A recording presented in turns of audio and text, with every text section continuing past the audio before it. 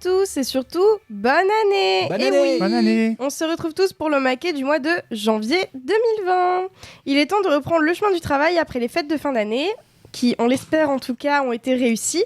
Et il est surtout temps pour nous de retourner lire des mangas pour votre plus grand plaisir.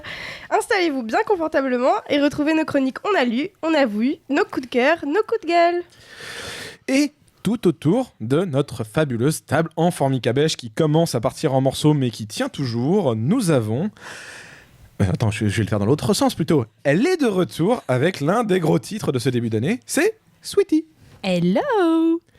Elle est aussi de retour avec l'un de ses gros titres de début d'année, c'est Echo. Hey!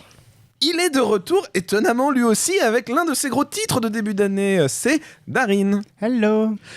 Et derrière le synthé et la technique, il est lui aussi étonnamment de retour avec l'un des gros titres de ce début d'année, c'est Kobito. Pas si gros que ça, il a pas de surcouverture. Et moi je suis de retour avec un isekai. Bon, allez, On continue, c'est pas grave. voilà. Donc, comme elle vous l'a dit, on a lu, on a vu, un petit rubrique hentai, des coups de gueule et des coups de cœur. Et on commence par on a lu, et tout ça après le... Jingle! Et après un jingle des plus enjoués et pas du tout refait, on va commencer tout de suite avec Echo qui nous a lu Le chat aux 7 vies. Et oui, je vous ai lu ce petit bijou de la rentrée. Et donc, de quoi ça parle ? Alors, l'histoire démarre avec Nanao. C'est un petit chat noir et blanc qui est seul dans la rue et qui est totalement mal en point. Et qui se souvient de Machi. Machi qui était un de ses copains, qui était un beau chat blanc aux yeux bleus et avec qui... Pardon, non mais désolé. Avec qui il a été séparé pendant un jour de neige. Et Nanao se remémore lorsqu'ils étaient ensemble dans la rue, qu'ils se nourrissaient grâce aux personnes qui donnaient à manger aux chats errants, qu'ils appellent donc les tables, comme ils les appellent. Donc oui, je me répète. Le petit chat se souvient des bons moments passés avec son ami, mais également le froid et la faim desquels il devait se protéger. On apprend très vite que Nanao n'est pas un vrai chat des rues, puisqu'il porte un collier avec une petite clochette, et donc au départ il avait été adopté par un humain. Et donc, en fait, on se demande très vite que s'est-il passé pour lui, pourquoi son maître l'a abandonné, s'il l'a abandonné, et pourquoi cette humaine qui gère une nouvelle table, parce que des nouvelles tables peuplent dans le quartier, semble si apeurée par lui et si perturbée par sa venue. Donc, en fait, le destin des chats et ceux des humains sont mêlés et entremêlés sans que ni les uns ni les autres n'aient d'emprise dessus. Alors, à quelques lignes près, c'était le résumé de Billy the Cat. Moi, je dis juste ça. Mais t'es trop jeune pour avoir connu ça, Tout mais à fait. vas-y. Billy the Cat, Ah oui. son histoire n'est pas banale. Billy the Cat dans la peau d'un chat. Voilà. Ok, je note. Moi, je vais pleurer. Mon avis là-dessus, les dessins sont très beaux. Je commence toujours par les dessins parce que pour moi c'est quand même vachement important. Et là ils sont beaux. La couverture elle est très très belle. Les 3 couvertures d'ailleurs sont très très belles. Le chara-design des chats reflète très bien leur caractère. Je trouve on devine assez aisément leur façon d'être et les caractéristiques qui vont ressortir d'eux quand ils parlent. L'histoire est belle. Dès le premier tome, on est transporté par l'émotion, par la tristesse aussi. Concrètement, j'ai pleuré dès le début. Les destins croisés ne sont pas du tout, au départ, évidents. On se dit pas, tiens, on sait que ça va se passer comme ça. Donc c'est aussi plaisant de ne pas savoir où on va. Et par contre, il y a un tout petit... Mais c'est même pas un bémol, c'est juste qu'il faut un peu être logique dans le sens où on commence au présent. Lui, Nanao fait un flashback de comment était la vie avec son copain Machi. Mais dans ce premier flashback, il y a un deuxième flashback. Donc bon, faut juste un peu suivre, mais ça, à la rigueur, c'est plutôt facile. Les animaux, ils font très souvent de belles rencontres. Enfin, pas toujours, mais là, en l'occurrence, oui. Et je trouve que les animaux ont la faculté de faire de bonnes histoires en manga. Et là, pour le coup, ça y est, l'histoire est bien. C'est terminé en 3 tomes, donc c'est pas un engagement sur le long terme. C'est chargé d'émotions et de rire aussi, parce que les petits chats ont des caractères quand même assez différents et ont un regard très différent sur les choses de la vie. Donc voilà, si vous aimez les animaux, si vous aimez les belles histoires, si vous aimez un peu rire et pleurer au fil des pages, allez-y, c'est en 3 tomes, c'est chez Glénat. D'accord. Et bien, c'était Le chat aussi. Attends, quelqu'un l'a lu autour de la table ou pas du tout ? Non. Moi, mais, j'aime pas les chats. Moi, je voudrais savoir. C'est n'importe quoi. Qu'est-ce qui t'a ému du coup ? Parce que moi, ça m'intéresse un peu et j'ai vu que beaucoup de gens étaient touchés, mais c'était quoi qui était touchant ? C'est compliqué de dire sans spoiler, mais le destin croisé de Nanao, donc le petit chat, et de la femme, en fait, ils ont un truc lié qui les touche tous les deux d'une manière différente et ils ont un a priori l'un sur l'autre ou plutôt sur la situation qui les lie qui n'est pas du tout le même et c'est vraiment triste. Voilà. Mais faut le lire, vraiment, il faut... D'accord. C'est très... On peut pas spoiler, quoi, mais ils se sont arrivés quelque chose dans leur vie simultanément, et voilà. c'est Kobito triste. va pleurer. Hein, Oui, c'est- qui c'est- pleure. Très bien, c'était donc le chat 7 vies. C'est le premier tome qui va sortir, qui est déjà sorti le 2 à fait. janvier chez Glénat au prix de 7,60 €. Et c'est dessiné et scénarisé par Gin Shirakawa. Et on passe donc à Switchy qui va nous parler de La petite faiseuse de livres. Oui. Alors, j'ai d'abord connu, je pense comme beaucoup, le titre en France via l'animé qui a été diffusé l'automne dernier sur Crunchyroll, donc qui est un animé vraiment surprenant et vraiment adorable. Donc du coup, moi, dès que j'ai vu que le tome sortait chez Ototo, j'ai pas hésité à me pencher dessus et j'ai vraiment voulu parler dans ce mangakas de la version papier, donc Descendants of Bookworm, donc qui est le sous-titre en fait de La petite faiseuse de livres, donc qui est adapté du même light novel que l'animé. Et il raconte l'histoire d'une jeune femme nommée Urano Motosu, qui est un véritable rat de bibliothèque qui ne jure que par les livres et qui, du coup, ironiquement, meurt accidentellement sous une pile de livres et se réveille dans le corps de Main, ou Main, bon, il prononce un peu les deux dans l'animé, une fillette de 5 ans qui vit dans un autre monde qui s'apparente, on va dire, à une Europe médiévale où le taux d'analphabète semble très très haut, ce qui fait que... ça rend la cible de sa passion, donc à cette jeune fille réincarnée, la littérature accessible qu'aux nobles et aux plus riches. Donc la petite Main va alors tout faire avec son tout petit corps pour créer elle-même des livres. Donc juste quelques précisions en termes de chiffres. Donc c'est un manga terminé en 7 tomes qui adapte la première partie sur 5 des light novels. Donc le manga a été publié, est sorti avant l'animé, donc entre octobre 2015 et juillet 2018 au Japon, et donc adapte les 3 premiers volumes du light novel. Et c'est la même chose pour l'animé, si vous l'avez vu, qui est en 14 épisodes. Donc ça fait à peu près un tome. Ça comprend 2 épisodes et un peu plus. Ça. La petite faiseuse de livres, donc du coup, c'est bien intrinsèquement un isekai, donc ce qui se passe dans un sens large, donc tu ne seras pas tout seul, Thunder. Non, mais ça a l'air d'être un... Enfin, j'ai pas vu l'animé, mais alors, je suis plus hypé pour une fois par ce genre d'isekai. Voilà, c'est ça, parce que pour pas faire peur aux réfractaires, les personnes qui considèrent ça, on va dire, bon, ça n'en est pas un, c'est plus un procédé narratif, mais qui sont plutôt réfractaires au genre, qui ont peur des elfes avec des gros seins et tout ça, les trucs un peu RPG fantasy. T'as Voilà. pas des elfes avec les gros seins, Rico? Peut-être qu'elles peuvent nous étouffer, tu sais pas. Ah oui. Donc là, hormis le fait de transposer des technologies, des techniques de notre monde moderne dans ce monde, en fait, il y a vraiment une ambiance singulière dans ce manga, donc dans cette histoire.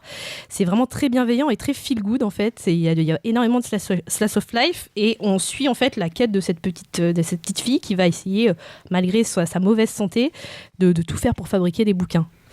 Moi, j'ai une question. Est-ce que tu as lu Dr. Stone? Non. Non, parce que Dr. Stone, globalement, ça raconte, il y a un côté un peu... c'est pas sorcier. Genre, il recrée l'électricité, il recrée ça. De ce que j'avais compris dans le synopsis, elle veut à tout prix recréer les livres, mais donc sous tous ces procédés. Sous pas tous juste ces procédés, écrire, voilà, donc c'est faut ça. faire du papier, du cuir, Donc, et tout ça, c'est ce même procédé-là dans la narration? Ouais, c'est ça. Donc là, c'est ce que je voulais Ils vont revenir. t'expliquer ou pas? Donc, en fait, elle utilise toutes les connaissances qu'elle a eues dans toutes ses lectures qu'elle a faites, parce qu'elle a lu vraiment des tonnes et des tonnes de bouquins. Et donc, elle va utiliser ça pour atteindre son objectif étape par étape. Donc, on va vraiment parler de comment fabriquer du papier. Et alors, elle va vraiment utiliser tous les supports possibles. Dans son ancienne vie. Oui, Elle dans a son lu ancienne beaucoup- vie, dans voilà, son ancienne vie, elle sait, en fait, quand elle se réveille, elle sait qu'elle est morte et donc elle se souvient tout. Donc c'est vraiment une adulte dans un corps d'enfant, quoi. Et donc tout ce qu'elle a pu lire, elle va les utiliser pour essayer de se débrouiller dans ce monde-là pour pouvoir fabriquer ses bouquins. Ouais, parce que les bouquins sont accessibles qu'à la bourgeoisie. C'est ça, voilà, c'est ce que je disais à la fin du synopsis. En fait, elle va vite se rendre compte que les bouquins sont énormément chers, un peu comme à l'époque, nous, dans notre Avec monde. les enluminures, etc. par exemple, Ouais. comme à l'époque des moines copistes où c'était une blinde parce que c'était à la main et que... C'est ça, tout Exactement. était recopié à la main, exactement. Et donc, c'est là qu'elle va se rendre compte que même, il faut que je trouve un moyen pour les recopier, etc. Donc, elle va vraiment tout étudier avec son petit corps et ses copains. Là, il faut que je trouve de l'argile, des trucs. Enfin, c'est vraiment chouette. C'est chaque épisode, enfin, chaque chapitre, en fait, on essaie de savoir comment elle va essayer d'arriver. Et vraiment, elle y arrive étape par étape. Et en fait, en parallèle de ça, on voit sa vie dans sa nouvelle famille, avec son entourage, dans sa nouvelle ville, etc. Et ça parle aussi de petites astuces. En fait, ça construit le monde dans lequel elle vit. Et c'est ce que j'ai trouvé vraiment réussi. En fait, à chaque fois, il y a des petites anecdotes. Enfin, en fait, on fait vraiment la comparaison entre sa vie dans le monde moderne et sa vie dans ce nouveau monde-là. Donc, notamment, enfin, il y a des précisions vraiment... Au début, on se dit qu'on s'en fout, mais ça ça permet de mieux s'imprégner. Enfin, par exemple, on sait que l'hygiène est un peu limite. Enfin, en gros, ils jettent les ordures et les excréments par la fenêtre. Il y a toute la moitié du tome se concentre C'est le sur... Moyen-Âge. Hein. Mais voilà, donc elle est complètement choquée. Elle est là, mais qu'est-ce que c'est que ce truc ? Elle voit les poules qui se font abattre devant elle et tout ça. Donc c'est pour elle, comme Maïn, en fait, on est un peu choqué avec elle de ce qui se passe, et ça construit un univers vraiment très cohérent et très détaillé. C'est vraiment super chouette. Et pour ceux qui ont vu l'animé et qui ont peur du copier-coller, c'est vraiment c'est les mêmes événements qui se déroulent, mais c'est pas dans les mêmes détails. Il y a des petits compléments. Par exemple, il y a le plan de la ville au début, et du coup, moi, ça a été une petite surprise. J'ai fait oh trop bien, on voit où elle vit, etc. On comprend un peu mieux en fait le petit univers où elle vit au départ. Et puis il y a un truc que j'ai bien aimé aussi dans le manga par rapport à l'animé, c'est que en fait au niveau de la langue, parce que quand tu arrives dans un isekai, c'est un peu toujours mystérieux, genre elle arrive et puis normalement elle est pas censée comprendre la langue et puis bam, elle comprend la langue. Et là en fait dans le manga, ce qui se passe, ce qui est cool, c'est que tous les mots modernes qu'elle pense dans sa tête et que son pouvoir magique qui est censé les traduire, là en fait dans le manga, dans la traduction, ils sont entre crochets.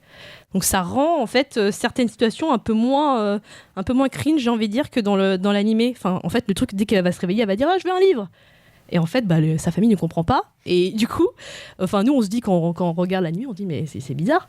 Enfin, du coup, ça veut dire qu'ils sont complètement incultes, ils ne savent pas que ça existe, c'est ça. Et en fait, dans le manga, en fait, on comprend que... elle n'a pas réussi à trouver le bon mot en fait naturellement, et donc en fait elle dit un mot barbare et puis eux ils comprennent pas, et donc moi du coup c'est un détail que j'ai bien aimé dans le manga. Enfin ça c'est vraiment pour ceux qui diraient oh ça sert à rien de lire le manga. Enfin moi ça m'est déjà arrivé de pas vouloir penser. Et donc du coup c'est vraiment un isekai avec des enjeux super clairs, la quête d'amener de fabriquer des bouquins, d'amener la littérature pour tous, c'est vraiment intéressante et attendrissante, parce que c'est vraiment une petite gamine de 5 ans qui va essayer d'amener les bouquins. On sait pas trop comment elle va faire, et on apprécie vraiment tout ce qui se passe, et l'univers est cohérent, les personnages attachants. Petite mention pour le petit blond, et voilà, c'est du bon, et je pense que ça va convaincre la plupart des lecteurs, même ceux qui ont vu l'animé. Du coup, La Petite Faiseuse de Livres, c'est chez Ototo, ça sort le 31 janvier. Oui, pardon, janvier, tout à fait. C'est au prix de 6,99 €. C'est dessiné par Suzuka, et le scénario, c'est Miya Suzuki. Eh bien, parfait. On va passer à Kobito, qui a lu mon gros titre à moi de début d'année, qui m'a fait « Ah, mais tiens, vas-y, on switch », et il m'a donné un autre truc à la place, un super titre. Et donc, il va vous parler de Asadora, le nouveau titre de Naoki Urasawa, alias God. Ok, alors... Voilà. C'est posé, c'est comme ça, t'en fais ce que tu veux. D'accord, ça va être dur. Asadora est donc le nouveau titre de Naoki Urasawa. Ça démarre assez fort puisqu'on est à Tokyo en 2020, juste avant les Jeux Olympiques, et là Tokyo dans un espèce de nuage de fumée, de brouillard, un kaiju, on peut penser que c'est un kaiju, il y a des cornes géantes, et apparaît, et à première vue fout une panique monstre dans Tokyo. Bon là les gens courent, bref, et d'un coup on s'arrête là et on est propulsé en 1959 et on se retrouve à Nagoya, au port de Nagoya, et touche pas mon livre trop. Je le fais passer pour qu'il voit. D'accord, ok. Personne l'a vu ce titre. Et donc on retrouve une jeune fille qui s'appelle Asa, qui veut dire matin. Alors ça a l'air bête, mais retenez bien que ça veut dire matin quand vous lirez le bouquin. Et qu'est-ce qu'a fait cette jeune fille ? Elle court chercher un qui va pour sa maman. Oui, pour sa maman, pas pour elle. Qui est parce pas qu'elle bien. elle est pas bien parce qu'elle va accoucher. Encore une fois, je crois qu'ils en sont à 12 enfants. Ouais, et à ça, elle a 8 ans, 6 ans, 8 ans. Ouais. Et elle court à toute blinde pour aller voir donc ce gynéco sous la pluie. Donc on n'est pas dans une ambiance super tranquille, puisque a priori un typhon arrive. En chemin, elle va croiser un jeune homme qui lui, à première vue, a pour objectif et mission de sa famille de devenir le prochain coureur marathonien des Jeux de JO. Donc on lui a donné donc l'air de rien. Alors ça se passe dans les années 50, bien sûr, on a fait un flash, donc c'est pas aucun rapport avec les JO de 2020, c'est les JO de 50, non, de 62, 60. Ouais, enfin bref, voilà. Donc il court lui aussi, elle aussi le court avec lui, elle discute avec lui parce que le mec est marathonien dans sa tête, mais elle court aussi vite que lui, et il discute, et lui est très très vexé qu'elle arrive à courir plus vite que lui finalement. Bref, dans la discussion, lui est un peu vexé, se retourne, et elle a disparu. Que s'est-il passé ? Et en fait, la jeune Assa a été enlevée par un cambrioleur. Cambrioleur qui a été surpris pendant son méfait et elle a voulu avertir les gens et lui l'a attrapé et l'a emmené bâillonné. Et là, dans une pièce un peu sombre, cet homme un peu inquiétant va lui offrir des boulettes de riz pour s'excuser, plus ou moins. Mais en fait, ça va pas se passer. Parce qu'il y a un quiproquo. Il y a un quiproquo. Donc je vais pas vous dire quoi parce que sinon vous rentrez pas dans l'histoire. Donc après, il va y avoir, les deux vont se retrouver ensemble. Il va y avoir un énorme typhon. Ils vont se réfugier dans un caisson, un container, et en sortant, les deux vont s'apercevoir qu'il n'y a plus rien autour d'eux et qu'ils ne sont même plus au même endroit qu'au début. Tout a été ravagé, il y a des rondins de bois partout parce qu'en fait, il y a eu un énorme typhon, a priori, ce qu'il semble être. Et là, la jeune Assa n'a qu'une mission dans sa tête, c'est de retourner dans sa ville et voir sa famille pour voir si tout va bien. Et dans sa tête, elle est persuadée qu'il n'y a aucun souci, qu'ils s'en sont sortis. Et l'homme qui l'accompagnait, donc notre voleur, lui, en fait, est un ancien pilote de bombardier japonais qui a, entre guillemets, mal vécu son retour. Et il y a un échange qui va se faire entre eux, peut-être une espèce de sympathie, parce que voilà, il va raconter son histoire, elle va commencer à avoir de l'empathie pour lui. Et tous les deux vont partir sur la route pour trouver un moyen de locomotion pour retourner chez elle. Alors, là je pourrais vous en raconter plus, mais la chute du premier volume... T'as déjà raconté les 120 premières pages, mais bon. Ça va aller. Bah ouais, mais en fait, sinon au milieu il se passe pas grand-chose. Urasawa il fait beaucoup de descriptions. C'est vrai. Je t'accorde un petit peu ça. Et en plus, il raconte des histoires de personnages secondaires, donc c'est un peu compliqué. Ce titre-là, Urasawa l'a réfléchi depuis 7 ans. Il a vraiment là je suis rentré direct dans l'histoire parce qu'il y a la patte Urasawa, c'est-à-dire il a ce truc qui est je vous raconte un truc du moment et après je vous fais un flashback et je vous raconte comment on en est arrivé, donc jusque là il n'y a pas de surprise. Par contre vous lisez l'histoire parce que vous rentrez facilement dedans et la chute du tome 1 elle est juste ouf. Enfin voilà, je vous mets l'eau à la bouche, mais allez donc voir, je pense que vous ne serez pas déçus. C'est un très bon Urasawa, effectivement. Ouais. Et alors, dedans, il y a plein de petites choses qui est intéressante parce que je pense qu'il a conçu son bouquin comme un feuilleton télé. Et en plus, le titre Asadora est un clin d'œil à une ancienne émission de la chaîne NHK. Donc ça, mais ça date de 1961. Donc voilà, faut aller chercher ça là. Disons qu'il y a les éléments classiques d'Urasawa qui mêlent la nostalgie du Japon des années 50, 60, 70, et donc t'as plein de petites... Enfin, il y a un côté 20th Century Boy qui est quand même assez présent, quoi. Oui, et puis je veux dire, il adore l'historique, il adore revenir sur des moments de l'histoire japonaise, et il a une nostalgie pour ces périodes-là. Donc, que vous dire du graphisme ? Urasawa, quoi. Je veux dire, c'est... Urasawa de 2019. Ouais, 2019. Et c'est des personnages réalistes, ils ont des gueules. La gamine, elle est super touchante. Enfin, je veux dire, son visage, il est rond, il est poupon, il est génial. Enfin, je veux dire, en plus, elle est hyper énergique, elle t'entraîne dans l'histoire. Et l'histoire du pilote de bombardier, franchement, le mec m'a fait mal au cœur, quoi. Donc, tu sens que c'est toujours le même truc pour un militaire qui revient du front. On les mettra toujours au banc pour X raisons, on les traitera mal, et ça me fait vraiment mal au cœur. Et le mec a raconté ça, et c'était alors qu'il faisait que ce qu'on lui avait demandé de faire. Et au final, quand on revient au pays, il n'y a pas vraiment de gratitude. Donc les personnages d'entrée sont touchants. Ce qui est intéressant aussi, je trouve, c'est que t'as toujours, c'est la qualité comme le défaut d'Urasawa en fonction des gens, c'est que il y a ce côté tout de suite très mystérieux, quoi. Comme tu l'as dit, t'as présenté une situation futuriste, puis tu reviens dans le passé, puis flashback, personnage secondaire, le truc dans les trucs, dans la fumée, tu dis qu'est-ce que c'est. T'as comme d'habitude un peu comme je sais pas, des réalisateurs à la Shyamalan ou Nolan, où on dit c'est les mecs, c'est des, peu importe la qualité, mais il y a des techniques, il y a de l'esbrouf, il y a toujours l'esbrouf à la Urasawa, quoi. C'est-à-dire que ça pourrait ne pas, comme d'habitude, ne pas marcher avec les gens, mais ceux qui ont aimé les anciennes séries, c'est le pied total, quoi. Le truc, en plus, le truc de 2020 a vraiment te raccroche à la fin du tome 1 et tu te dis ça forcément c'est un rapport. Mais en fait, t'en sais rien parce que Urasawa, des fois, il te perd exprès pour ça, pour dire les évidences ne sont pas si évidentes que ça. Donc, moi, je vous encourage vraiment à lire cette série, à la démarrer parce que, Urasawa, quoi. Voilà, et je sais pas trop quoi dire à part, ça doit être génial à lire dans la continuité parce que les volumes derrière, ils vont juste être mortels. Donc, achetez-le. Voilà. Et ben voilà, c'était Asadora, le volume 1 qui sort. Ah, j'ai pas mis la date en revanche, tiens. Bravo. C'est marqué sur la couverture. Ça sort le 30-01. Merci, qui sort le 30 janvier. 31-01. 31 janvier, chez Kana, au prix de 7,45€. Et comme on l'a dit plusieurs fois, c'est dessiné et scénarisé par Naoki Urasawa. Et on va donc passer à Darin qui va nous parler de Remnant. Alors, Tu aujourd'hui... lis pas le titre en entier, toi? Comme d'hab, je me fais chier à les Remnant, noter. Joujin Omegaverse. C'est ça, Merci. aujourd'hui Il allait le c'est... dire. C'est la nouvelle année, c'est la nouvelle décennie. Alors, dans ces temps de grève et de retraite massacrés par le gouvernement, j'avais envie de vous proposer un titre romantique et fleur bleue à travers Remnant Jujin Omegaverse de chez Taifu Comics. Alors, t'as- Je sens t'as que c'est pas Sweetie- du tout t'as fleur Sweetie bleue. qui rigole, donc ça sent l'arnaque à plein nez. Quoi. Non, Ça- c'est pas ça sent l'arnaque le parce que boulard caché. quand on voit la couverture, la couverture, en fait, elle donne le ton parce qu'on voit un éphèbe à moitié nu se faire dévorer sensuellement par un gros loup. Dévorer sensuellement. Voilà. Retenez bien, dévorer sensuellement.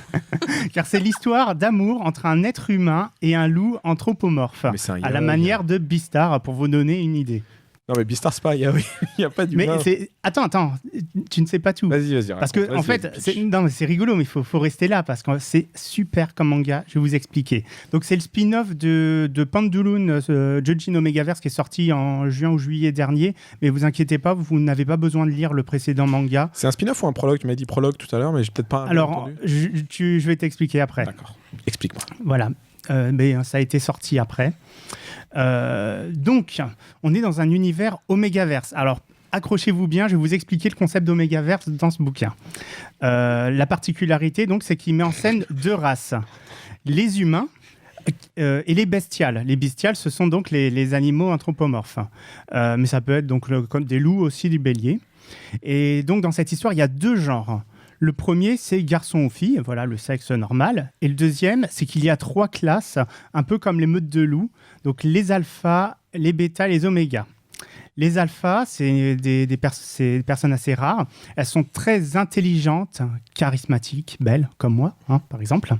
Les bêtas, c'est la majorité de la population, donc c'est vous, les gens normaux. Ça va les genoux? Tranquille.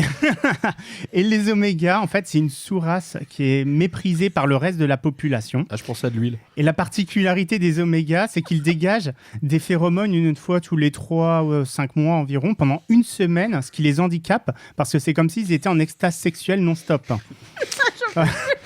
Et donc dans cet univers, les bestiales, donc les loups par exemple, ne peuvent se reproduire qu'avec des omégas. Et ces omégas, ils peuvent être aussi bien des filles que des garçons, parce que les garçons, ils ont des utérus dans leur rectum. Voilà. Bienvenue dans l'univers de l'Omégaverse. Je suis désolée, j'ai rien capté. Alors, Mort cérébrale. Il y a des bébés qui Plus naissent je par le lis, cul. plus je Il dis. faut Qu'est-ce retenir. qui se passe là? globalement, comprenez que l'Omégaverse, c'est un délire qui a été inventé, tout ça pour justifier que des garçons peuvent enfanter. D'accord. Mais Par les fesses. mais vous inquiétez pas, parce que le manga...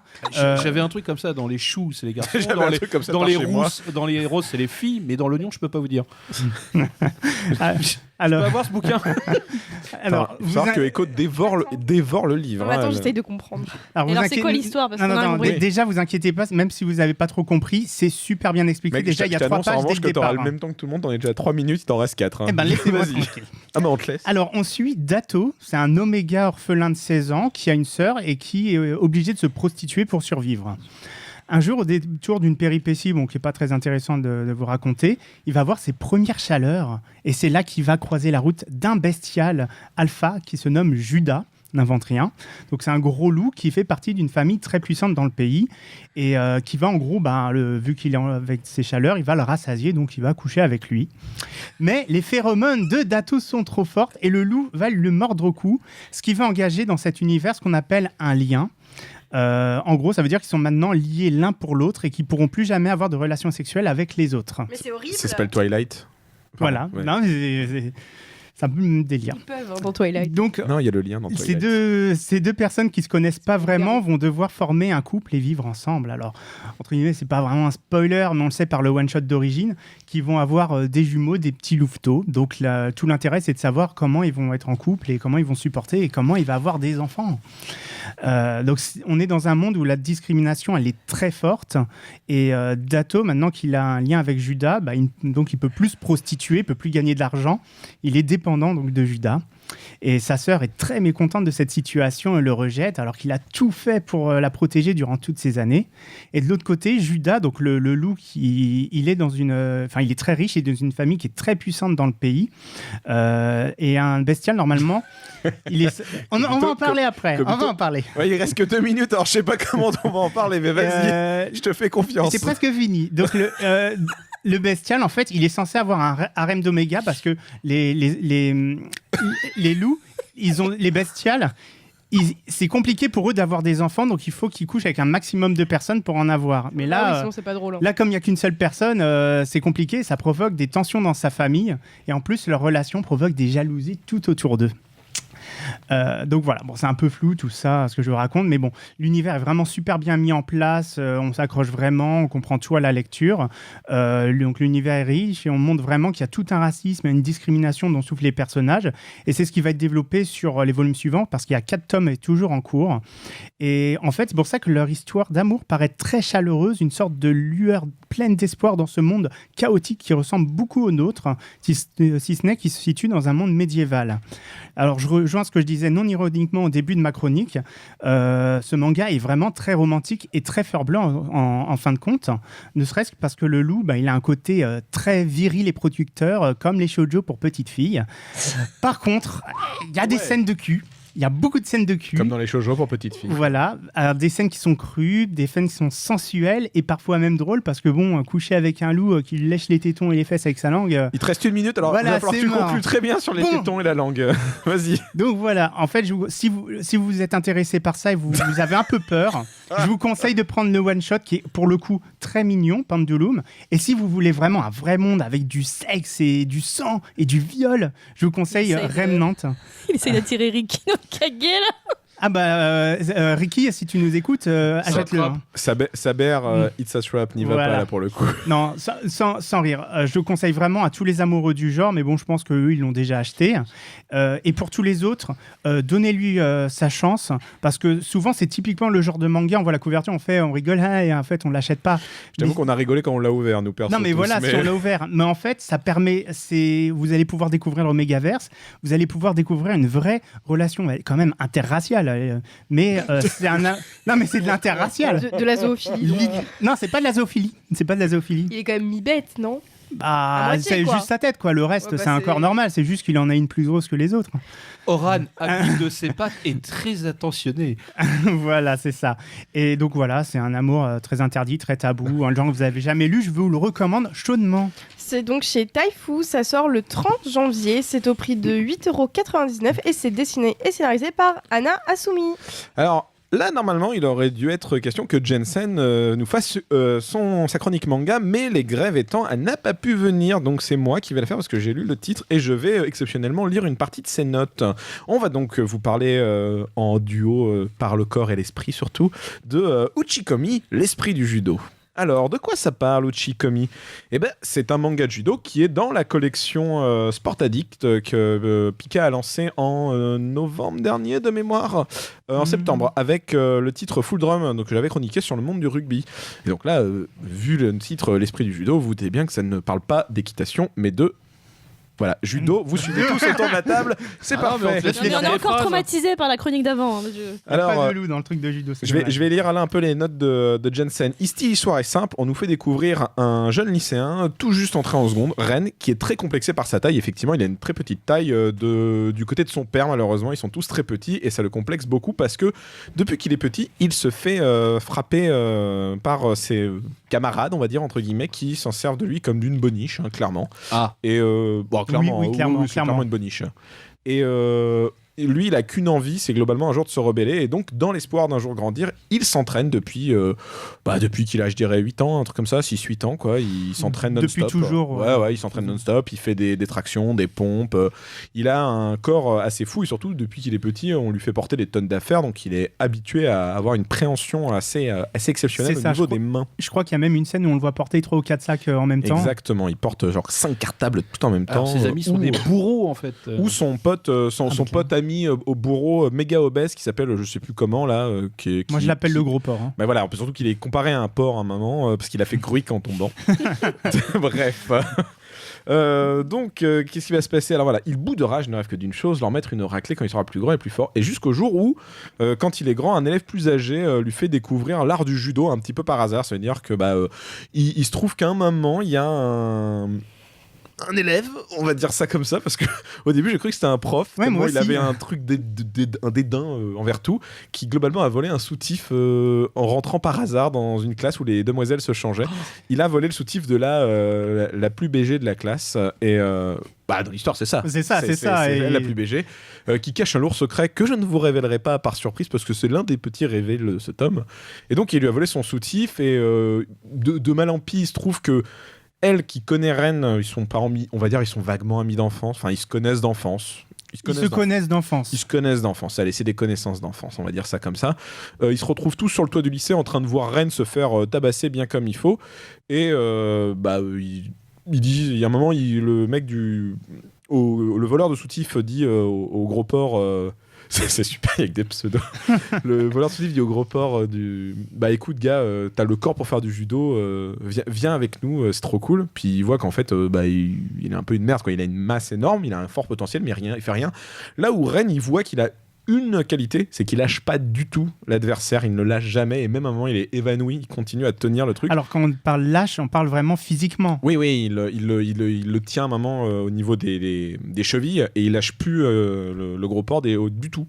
Donc il se dit c'est lui que je veux en fait. Je pense que il y a un potentiel, il connaît rien, il est pas très grand, il est peut-être pas très fort mais c'est pas grave parce qu'au judo à partir du moment où tu as une bonne préhension, tu peux tout réussir. Et donc ça va être le début de Ren dans ce sport qui au début lui fait un peu peur et en fait il ressent un extase au moment où il peut faire un premier jeté sur le tatami.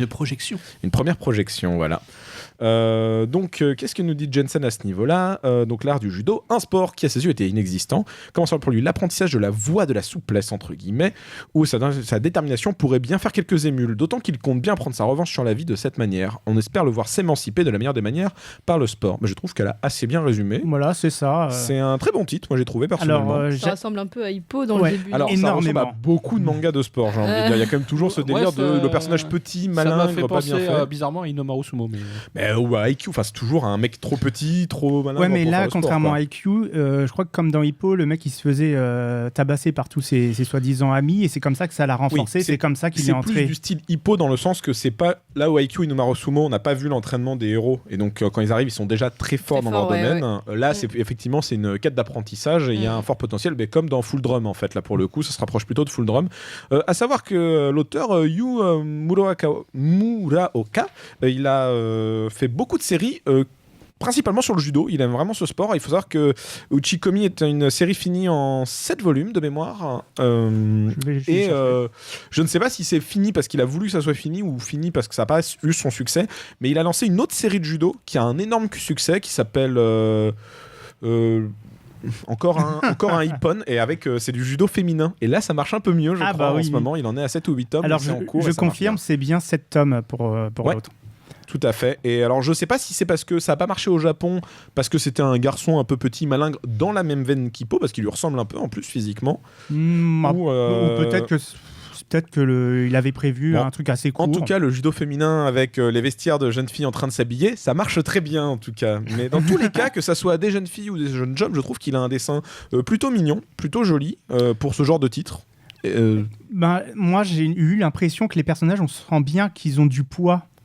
qu'ils sont lourds et du coup les projections, les prises, il y a vraiment c'est vraiment tactile quoi. Exactement, je trouve aussi. Non mais tactile dans le sens on ressent l'impact des coups. On revient pas sur le titre d'avant là. Non, il y a plus de loup et de bébé anus. Parce que là, Echo, elle l'a feuilleté pendant tout le long de la chronique, elle a rien écouté, mais elle a fait oh là là le loup. Attends, Je t'ai écouté. judo ou sexe interracial, écoute. Mon choix était vite fait. Son choix était vite fait. En tout cas, Uchikomi, l'esprit du judo, Jensen vous le recommande, je vous le recommande. Est-ce que tu le recommandes ou pas, toi ? Je recommande, ouais. En plus, en 7 tomes, ça vaut le coup. C'est un tiercé gagnant. Je sais pas du tout si ça se fait à 3, un tiercé gagnant. Un C'est pas quintet. grave. Allez, un quintet. Non, c'est à 5, un quintet. Uchikomi, l'esprit du judo, c'est le tome 1 qui sortira le 22 janvier chez Pika à 7,50€ et c'est dessiné et scénarisé par Yu Muraoka. Ne t'éloigne pas du micro parce que maintenant tu vas nous parler en ta voix propre de The Rising of the Shield Hero. Shield. Shield Hero. Shield, c'est l'enfant. Ensemble avec Raftalia. Non, Shield. Le héros, oui. à l'enfant. Très bien. Oui, bon, en quelque sorte aussi.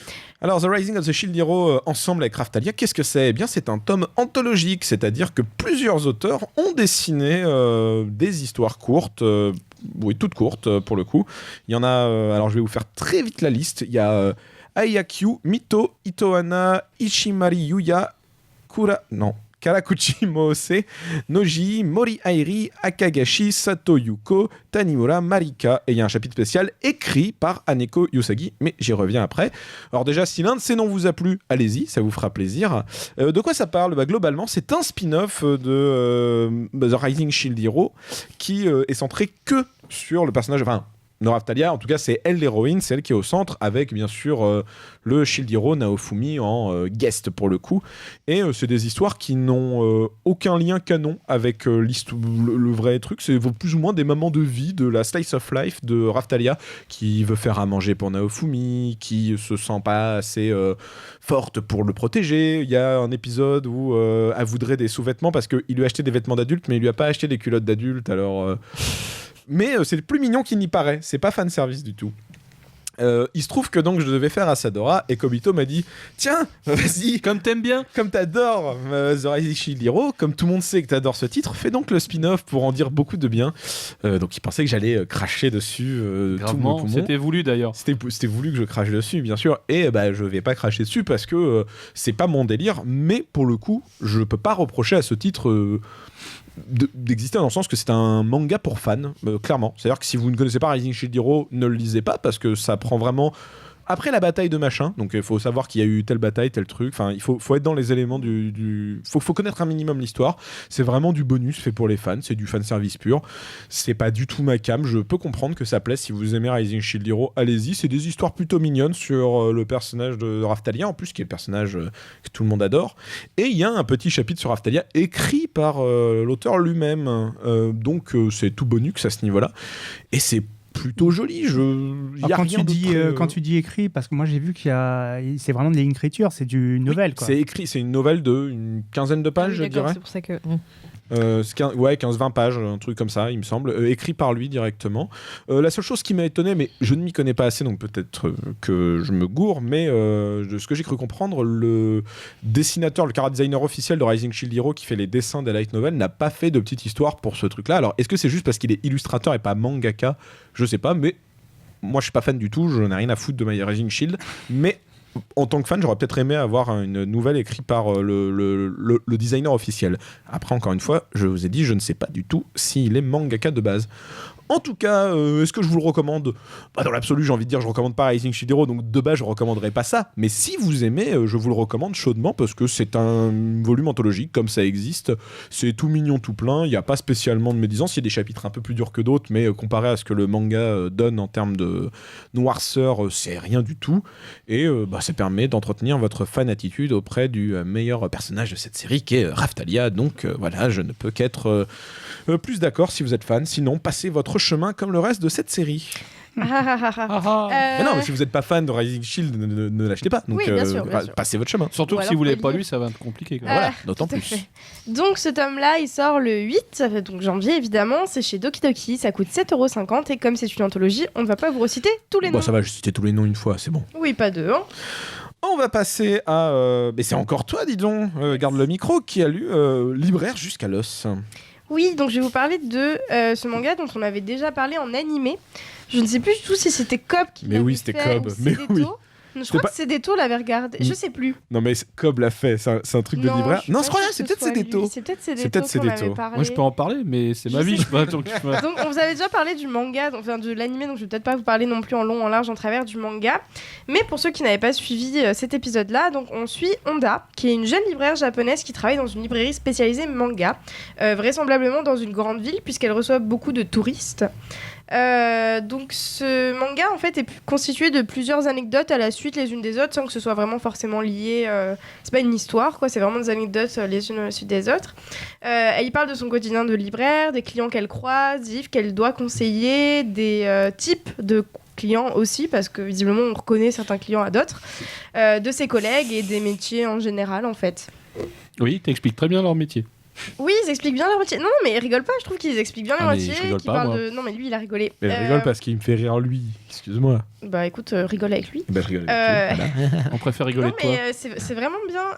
Alors, c'est très amusant déjà de voir les différents types d'acheteurs et de se reconnaître ou même de reconnaître des gens qu'on connaît parce que c'est des choses qui arrivent pour le coup.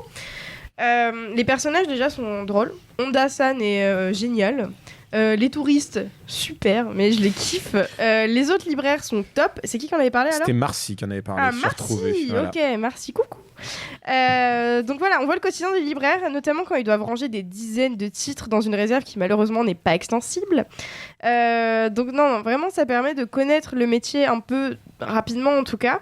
Et c'est aussi très amusant de voir comment les libraires japonais voient les acheteurs de mangas étrangers, notamment ceux qui viennent pour du yaoi, ceux qui viennent pour acheter des hentai, ceux qui viennent pour acheter un truc pour leur fille et qui montrent une fanfiction avec du moins de 18, quoi, et t'es en mode « Ah, d'accord !» Et non, c'est vraiment un manga sympa. 4 tomes de prévus, il me semble. Et est-ce que je le recommande? Oui, parce que franchement, c'est un bon moment. Après, peut-être que c'est plus sympa à regarder qu'à lire, pour le coup. Je trouve ça peut-être plus drôle. Non, toi, tu préfères le lire? Les deux. Les deux? Oui. C'est tellement c'est universel en termes de librairie ce qu'il y a dedans. Ah oui, par contre, pour le coup, ce qu'ils expliquent est vrai, quoi. Hein. Ah bah, on vit la même chose. Hein. Ah bah oui, je sais bien.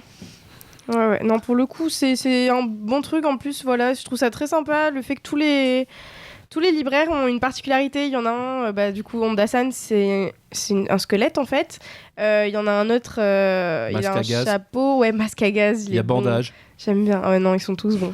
On dirait des noms de Pokémon. Bah, c'est un peu ça, hein, concrètement. Non, prendre rouquin de chaussures. Ah bah, en plus, on a combien de spécialités, ils s'entraident les uns les autres. Non, franchement, c'est un bon manga. Moi, ça me rappelle un autre titre qui était chez Crunchyroll. Ça s'appelait comment La libraire du cheval. Tu sais, c'était tout un truc sur 7 ou 8 libraires dans une librairie. Genre, il y a un truc du style Sutaya. Ouais. Et c'était dans le même genre ou pas? Toi qui avais vu les deux animés? Oui, c'était à peu près. Bon, il y avait dans c'était quand même une libraire spécialisée manga. Ouais, il y avait un peu d'exagération, mais on gardait. Là, dans libraire jusqu'à l'os, on est vraiment dans le réalisme, à part l'apparence des libraires. Hein. Heureusement qu'on ressemble pas à ça, parce qu'on ferait peur. Mais sinon, ouais, c'est vraiment super bien décrit. Les relations avec les éditeurs, enfin, en tout cas, les agents, les commerciaux aussi, c'est un truc de fou. Je fais, puis entre eux aussi. Hein, ouais. Ah, vite, je dois trouver un truc pour une gamine de 11 ans. Qu'est-ce que je fais? Ça. Trouve ça. Ok. Voilà. Non, c'est excellent. J'ai une petite question. Celui qui a créé l'histoire, ça doit être le manga, l'original. C'est elle. Ouais. Est-ce que c'est un libraire où il connaît bien les librairies? Oui. Non, mais elle a bossé en librairie parce qu'elle le dit dans son histoire. À un moment donné, elle est tellement à la bourre. Enfin, on lui impose tellement de boulot. Elle fait, mais c'est pas possible. Ce soir, je dois faire mon manga. Donc en fait, a priori, son manga était écrit en même temps qu'elle avait deux boulots. Il me semble que c'était ça, ouais. En parallèle de son truc. Elle faisait le manga en même temps qu'elle était libraire. D'accord. Alors je sais pas si elle l'est encore de nos jours. Je me suis pas assez renseigné sur ça. À mon avis, elle a assez de matos pour écrire quelques volumes, effectivement. Peut-être qu'elle fera d'autres métiers après. Mais non, vraiment, le truc est tellement empreint de réalisme que c'est un plaisir ou un cauchemar à lire. Ça dépend comment on se place. Moi, c'était un plaisir à lire. Tant mieux, faut toujours être du côté du client ou de la cliente. Mais moi, c'est ce que je lis, c'était oh mon Dieu, c'est pas possible, ça existe. Comme le truc, la scène qui était juste surréaliste où on lui demande un bouquin pour une gamine Et Claude qui repart avec Berserk. Ah oui, non, c'est pas ça. Le mec voulait un shoujo Shoujo. qui plaît à un homme de 30 ans. Il est reparti avec quoi? Berserk. Voilà. Ok. Ah, mais il y a une belle histoire d'amour. Oui, non, mais c'est parce qu'en fait, l'autre, Des belles ils relations sont retournés. charnelles. Et là, elle fait, Toi, tu non, il parles est bien reparti sûr avec- de Guts et Griffiths, bien sûr. Mais la réaction Non. du libraire, c'est quoi? Mais oui, en fait, elle explique du coup que les gens qui viennent et qui disent bah conseillez-moi, en fait, tu peux vraiment leur indiquer entre guillemets ce qu'ils veulent au final parce qu'ils savent pas ce qu'ils veulent. Bah, Donc, tu es en obligé de te fait, débrouiller, c'est comme à Yaku Shop, les gens ils viennent avec des idées et Kobito il fait mais prenez Demon Slayer. Non, t'exagères un peu quand même. Non, prenez Rising Shield. Non plus, non. Je ne suis pas aussi dirigiste. Non, c'est pas vrai, c'est un bon conseil. Voilà, je. Voilà. Les titres entre deux phrases. Ah bah au bout d'un Voilà, moment, quand tu oui. sais pas, je peux essayer de t'orienter sur un Mais truc oui. évident, mais après. Et question nulle, est-ce que tu as vu les 2 petites coquilles qui ont tourné sur Twitter? Non, j'aime pas regarder les coquilles. Alors, Ça C'est pas vraiment une coquille en fait, je pense que c'était les indications du traducteur. Et donc Ouais. il disait oui, alors il faut bien garder le cœur à la fin de la bulle. Et ça arrivait 2 fois dans le tome. C'est vrai. Et donc j'ai l'impression qu'on Ah, s'en j'ai rend pas pas fait compte tout de gaffe. suite en fait quand on lit, mais c'est très rigolo. C'est Prof Isekai d'ailleurs qui a tweeté ça. Donc j'ai trouvé ça rigolo parce que c'est assez rare de voir Mais ça. je pense Ouais, que j'en ça lirai, passe de toute assez façon. crème dans le sens comme c'est un truc qui parle de libraire, qui parle Voilà, de c'est livre. ça, et Je pense que qu'on c'est s'en- passé dans le truc pour beaucoup de gens, peut-être c'est passé dans le Dans le cœur du récit en fait. Vraiment, voilà, parce pour le coup. qu'il disait, je sais plus c'était quoi la réplique, et à la fin il dit, oh, et puis en regardant le cœur à la fin du truc. Enfin, on a Par l'impression contre, que c'est vraiment dans le dialogue. par donc, du coup, contre, c'est rigolo. maintenant que tu en parles, il me semble que dans le dernier Anime Land, je crois que c'est Miloku qui avait parlé de ce manga et il avait quand même fait toute une tirade où il expliquait qu'il y avait beaucoup d'approximations dans l'adaptation. Alors je crois que c'est ce titre-là. Et voilà, tout simplement. Bah, en même temps, c'est que du tranche de vie. Approximation, ça peut être que dans les termes techniques. Exactement, dans les termes techniques. Ouais, mais bon, il faut aussi Et là savoir encore, je vulgariser. trouve Je trouve que justement ce manga il explique vachement bien Oui, ce justement, truc que nous moi, en tant que consommateurs on a moi, c'est Consommateur. un métier. Toi, t'as rien vu de moi, Ça m'a spécial. pas choqué. Consumer. D'accord. Genre Bon. soldat, Donc, très En imprimé, tout cas, c'est très si bien ça vous écrit. intéresse, vous pouvez aller dans l'article dans le dernier Animeland pour faire un contrepoint Bon. avec ce qu'on vient de dire. Mais Kobito le recommande chaleureusement. Echo aussi, il me Et semble. dans Anime Land, il disait aussi que le manga était excellent. malgré, il le recommande. Malgré tout. ça. Voilà. Ah bah voilà, donc c'est bien pour tout le monde. Et donc c'est le libraire jusqu'à l'os, le volume 1 où j'ai toujours pas indiqué la date, très bien, c'est parfait. C'est chez Soleil à 7,99 et c'est donc dessiné et scénarisé par Honda. Et on va donc passer à Switchy qui va nous parler de En proie au silence. Alors on va complètement changer de registre, hein. J'espère pas trop vous déprimer. Alors donc juste pour le début, ce premier tome a vraiment été une très très grosse claque, hein. Donc je vais essayer de dire tout ce que je peux, hein, mais ça va peut-être être dur, hein. Alors l'histoire met en scène Misuzu Hara, donc une jeune femme professeure de 24 ans dans un lycée, qui mène une existence plutôt morne et qui porte un regard très pessimiste sur la société. Donc en gros elle se complaît à observer le comportement de ses élèves pour penser la blessure qu'elle porte en elle. Et on note assez rapidement dans les premiers, dans la lecture qu'elle maudit vraiment la condition des femmes, quoi. Donc par rapport à ce qu'elle a vécu. Et son quotidien bascule quand Minako, sa meilleure amie, lui annonce son mariage avec son petit ami de longue date. Et en parallèle, en tant que professeure principale, elle doit gérer une assez grosse crise dans sa classe qui se centre sur un élève. Donc j'en dis pas trop. Donc quelques précisions pour essayer de donner envie aux gens d'acheter ce nouveau Akata. Donc c'est un manga qui est sorti qui a été publié au Japon dans un magazine seinen, donc à qui on doit l'Atelier des sorciers et Les Oubliés de chez Komiku, mais aussi le futur No Cœur évanescent qui va aussi sortir chez Akata. C'est en 8 volumes terminés, hein, donc ça va aller, je pense, assez rapidement au niveau parution. Ça sort dans la collection large de Akata, hein, donc les fameux SML que j'avais appréciés, mais que Darin et Kalins non. Et ça sous-entend quoi, large que c'est un Large, c'est un c'était équivalent par de âge. seinen en termes d'âge, et on dirait pour un Là, adulte, ouais, tu du veux coup, dire là, faut vraiment, c'est pas un manga à mettre entre les mains de quelqu'un qui a moins de 14 ans, quoi. Ok. Et donc l'auteur, Akane Torikai, c'est son premier titre qui est publié en France. Pour l'anecdote, c'est la femme de Inyo Asano depuis septembre 2018, donc Asano qu'on connaît pour Bunny Pumpen. Et ils sont ensemble depuis très longtemps. en Ouais, revanche, hein, apparemment, parce ils se que la- ils La s'aident relation a été beaucoup. gardée secrète, ouais. En fait, ils se sont beaucoup aidés l'un l'autre. Enfin, en tout cas, Mm. c'est très connu que Inyo Asano, sa compagne, il a été été assistant présente, pour ouais. beaucoup de ses mangas pendant que lui bossait sur ses Ouais, propres c'est ça, mangas, ouais. et elle l'a aussi fait ça. Exact. Et donc en gros, elle a commencé sa carrière en 2004 et donc sa carrière a explosé avec ce manga en 2013 qui s'est vendu à 1 million d'exemplaires sur le total des 8 tomes, donc y compris les ventes numériques. Donc En proie au silence, ça aborde la problématique de l'inégalité homme-femme et la misogynie de front, hein. Vraiment comme c'est écrit dans les communiqués d'Akata, ça met vraiment les pieds dans le plat d'une manière vraiment assez déconcertante, mais quand même saisissante parce que j'ai trouvé ça vraiment assez réaliste. Alors pour aborder ça, alors tous ceux qui sont intéressés au titre, c'est pas un scoop, hein, mais le cœur du récit va tourner autour du viol. Donc pas le viol des détraqués sexuels qu'on voit dans Enquête criminelle, c'est vraiment... Alors comment expliquer ça ? C'est le viol qui est banalisé à tort par quelqu'un qui vient de ton entourage et qui anéantit psychologiquement des jeunes femmes comme l'héroïne. Et du coup, ce récit aborde la sexualité de manière vraiment très directe et très décomplexée. Ça dérange beaucoup, hein. Ça peut déranger quand vous allez le lire. Mais en fait, ce qui se passe n'est pas vraiment... c'est vraiment pas déconnecté de la réalité, quoi. C'est vraiment... c'est très réaliste. C'est ultra trash. Enfin, les scènes sont assez explicites. C'est pas un hentai. Echo, t'en fais pas. Yes. On voit pas les sexes, mais en fait, tout ce qui s'y passe, c'est vraiment tout est dessiné. On sait vraiment exactement ce qui se passe en termes sexuels. Et du coup, ça paraît vraiment assez sobre et réaliste, mais en même temps assez violent. C'est pas excitant du tout sexuellement. Et voilà, c'est ça. C'est vraiment un viol, comme tu peux voir dans certains films. C'est brutal. C'est pas. Enfin, tu te sens pas bien, quoi. Ouais, c'est ça. Tu te sens pas bien quand tu lis, mais tu te dis putain, il y a vraiment des nanas qui vivent ça, et puis du coup des mecs aussi, puisque ce que j'ai trouvé très intéressant, c'est que la problématique du viol est posée des deux côtés. Bon, pour ceux qui auraient peur que ça soit un récit un peu en mode men or trash, c'est pas du tout ça. Tu fais très bien. Non, mais tu fais très bien de le dire. Voilà, parce que je trouve que le communiqué d'Akata était pas très clair à ce niveau-là. Ouais. Parce qu'ils ont dit à un moment une phrase qui m'a un peu parce qu'on a un peu peur au début quand on lit, hein, parce qu'on... oui, je suis d'accord. Ouais, et vraiment, c'est pas du tout un récit. On essaie de nous dire que ceux qui ont parfaitement raison sont les femmes qui, après avoir vécu un truc traumatisant comme ça, voilà, elles ont légitimement, voilà, elles hurlent tous les mecs c'est des connards. Mais et en fait, naturellement, l'héroïne, elle évoque des trucs très vrais sur la position de la femme dans la société et tout ça. Enfin, moi, je me suis reconnue là-dedans, mais ce tome essaye un peu de nuancer les choses et essaye de nous montrer que c'est pas un problème vraiment manichéen.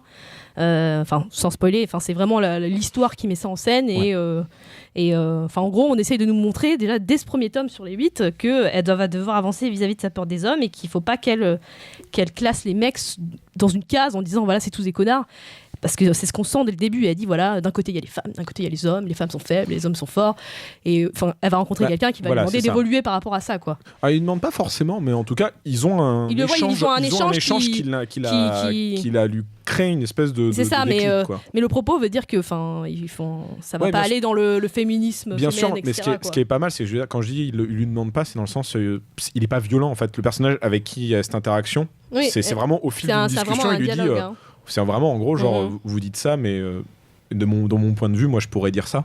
En fait, il y a une bulle qui m'a énormément marqué. C'est le gars, il dit moi, quelque part, j'ai pas choisi d'être homme. Je n'ai pas non plus à subir toute cette chose, toute cette. Les clichés liés à mon sexe, effectivement. Voilà, mais en même temps, il réfléchit, il se dit oui, évidemment, je suis privilégié, mais je ne l'ai pas choisi, donc est-ce qu'on ne peut pas avoir un dialogue entre les sexes ? Et un apaisement des sexes. Exactement. En tout cas, la direction prend l'histoire, c'est vraiment ultra pertinent et super bien posé. Et je trouve que contrairement à d'autres shoujo, alors j'ai rien contre... c'est quoi ton shoujo là My Fair Honey Boy, c'est des shoujo mignons qui sont aussi entre guillemets un peu engagés, on va dire.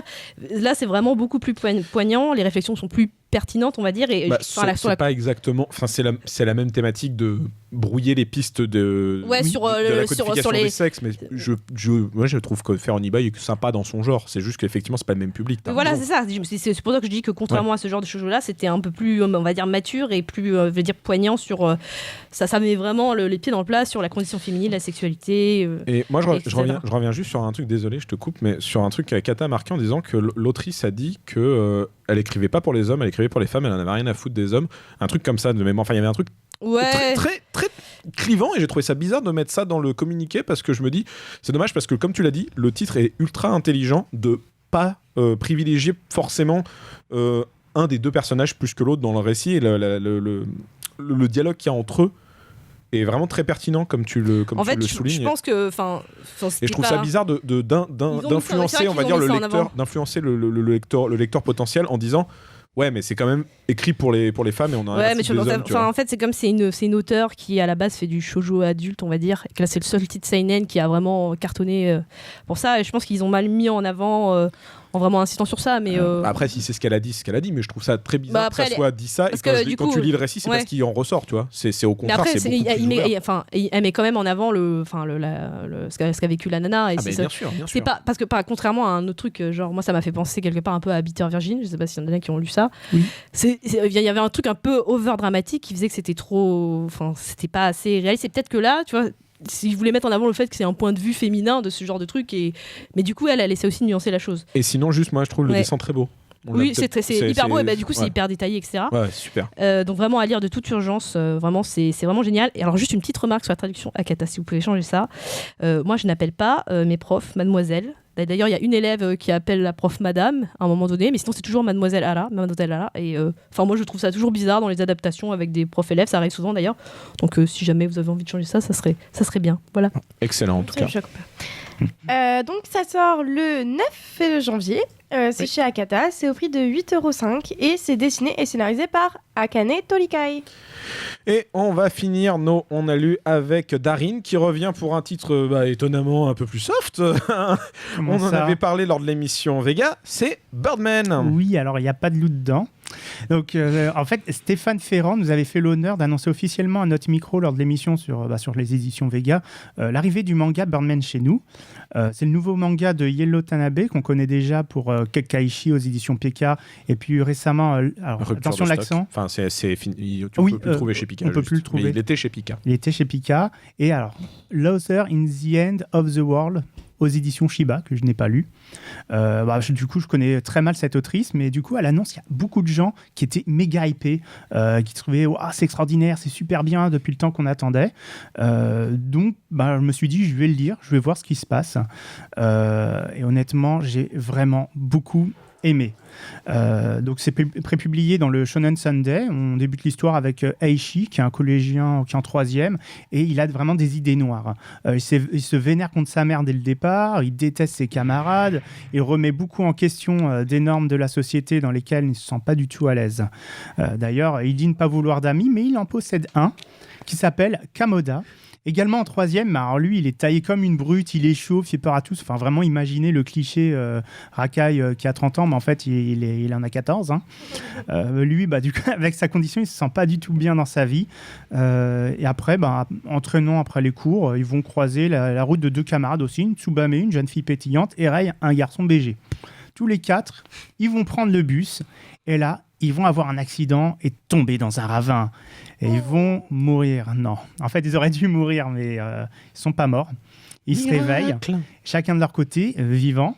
Et Aishi, là, il se dit, tiens, je suis encore vivant. Et on dirait qu'il a même de nouvelles facultés. Est-ce que ces changements seraient-ils liés à l'homme-oiseau, l'objet de toutes les rumeurs depuis quelque temps à l'école, qui semble les avoir secourus au moment de l'accident ?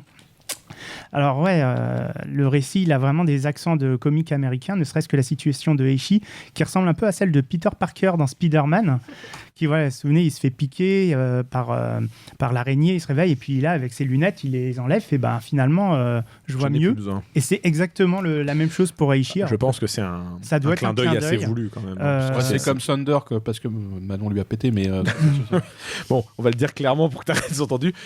Manon m'a cassé mes lunettes tout à l'heure quand on installait le micro. Voilà. Je suis fort désolée, je s'étais pas prévu. Allez, reprends ta chronique. Désolé que Komito te l'ait gâché pour ce moment de grand...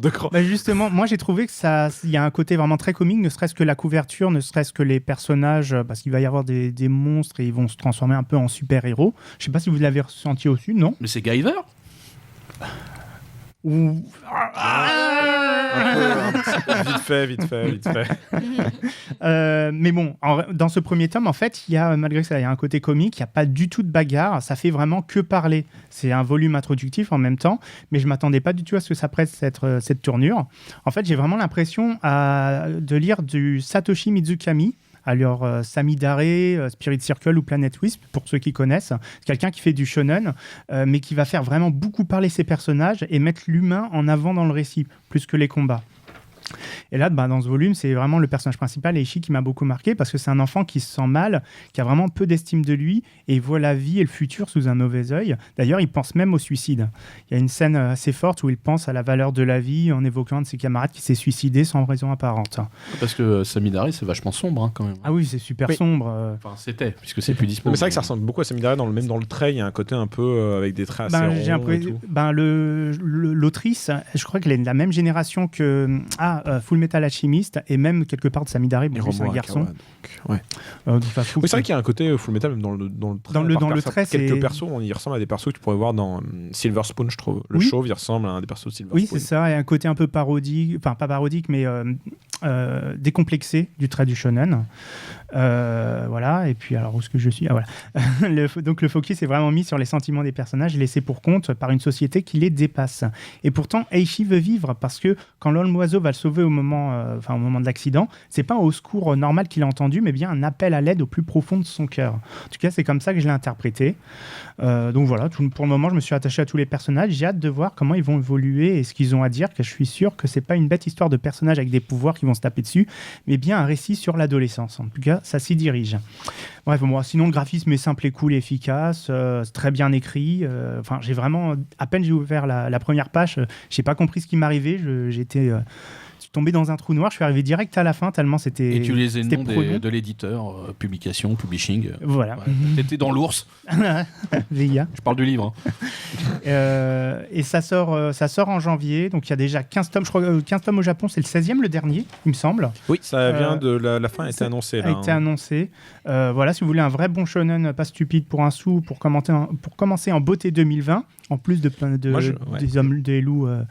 J'aurais bien aimé interrationnels. 2 volumes. Je trouve que tu restes sur ta fin, à la fin du 1, tu vois, j'aimerais en avoir un peu plus. Quand on est habitué des auteurs un peu comme Mizukami, on sait que ça va être génial, mais peut-être pour ceux qui sont pas habitués à avoir autant de blabla, c'est vraiment un tome introductif. On fait OK, je veux la Tout à suite. fait.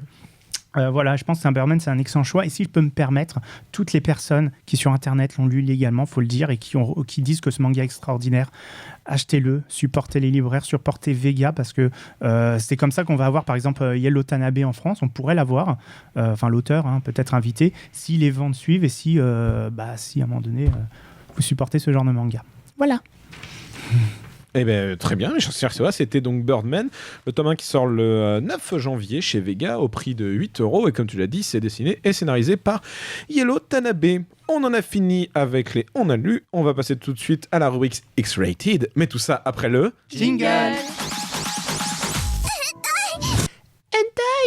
Ah. taille. Eh bien, c'est Echo qui s'y est recollé une nouvelle fois Ouais, avec un Hentai. nouveau titre de chez Hot... Enfin, un nouveau titre, je sais pas, non. Enfin, en tout cas, Si, c'est une nouveauté. c'est une il me nouveauté. semble, hein. de chez Hot Manga qui s'appelle Je t'ai toujours aimé. Oui. Alors, je t'ai toujours aimé. On va commencer d'abord par de quoi ça parle. Oh oui. C'est Allez, l'histoire courage. de Setsuna, qui est une jeune femme pas particulièrement mignonne, mais qui est folle amoureuse de son meilleur ami Jin ou Gin, je sais jamais comment on le prononce, on va dire Gin. Bon, bah, c'est Gin, c'est avec un G, c'est Gin. Ok, Gin, qu'elle connaît donc depuis le primaire. Elle l'a toujours aimé, de très très loin, depuis qu'elle s'en souvient en fait. Et sans jamais lui avouer, tout simplement parce que elle sait qu'il préfère les filles douces, mignonnes, pas excentriques. Et bon, elle a pas peur de lui courir dessus dans la cour et de lui sauter dessus. Et... Enfin bref. Elle lui court dessus concrètement, oui, elle court et elle lui saute dessus pour le mettre par terre, tu vois, parce que c'est pas du tout doux ou mignon. C'est ça, c'est un peu ça. Mais sauf que après la remise des diplômes, il lui avoue qu'il l'aime depuis un moment déjà, qu'il s'est rendu compte de cela il y a peu de temps, mais qu'il l'aime peut-être depuis toujours. En fait, quand il lui marchait dessus. Ah oui. non Du coup là, elle décide à lui dire enfin, à avouer qu'elle l'aime, ce dont elle rêvait évidemment, et ce qui devait arriver arriva, ils font l'amour et c'est très mignon. Le premier chapitre est absolument adorable. Vraiment, j'ai fondu en mode oh, c'est si cute.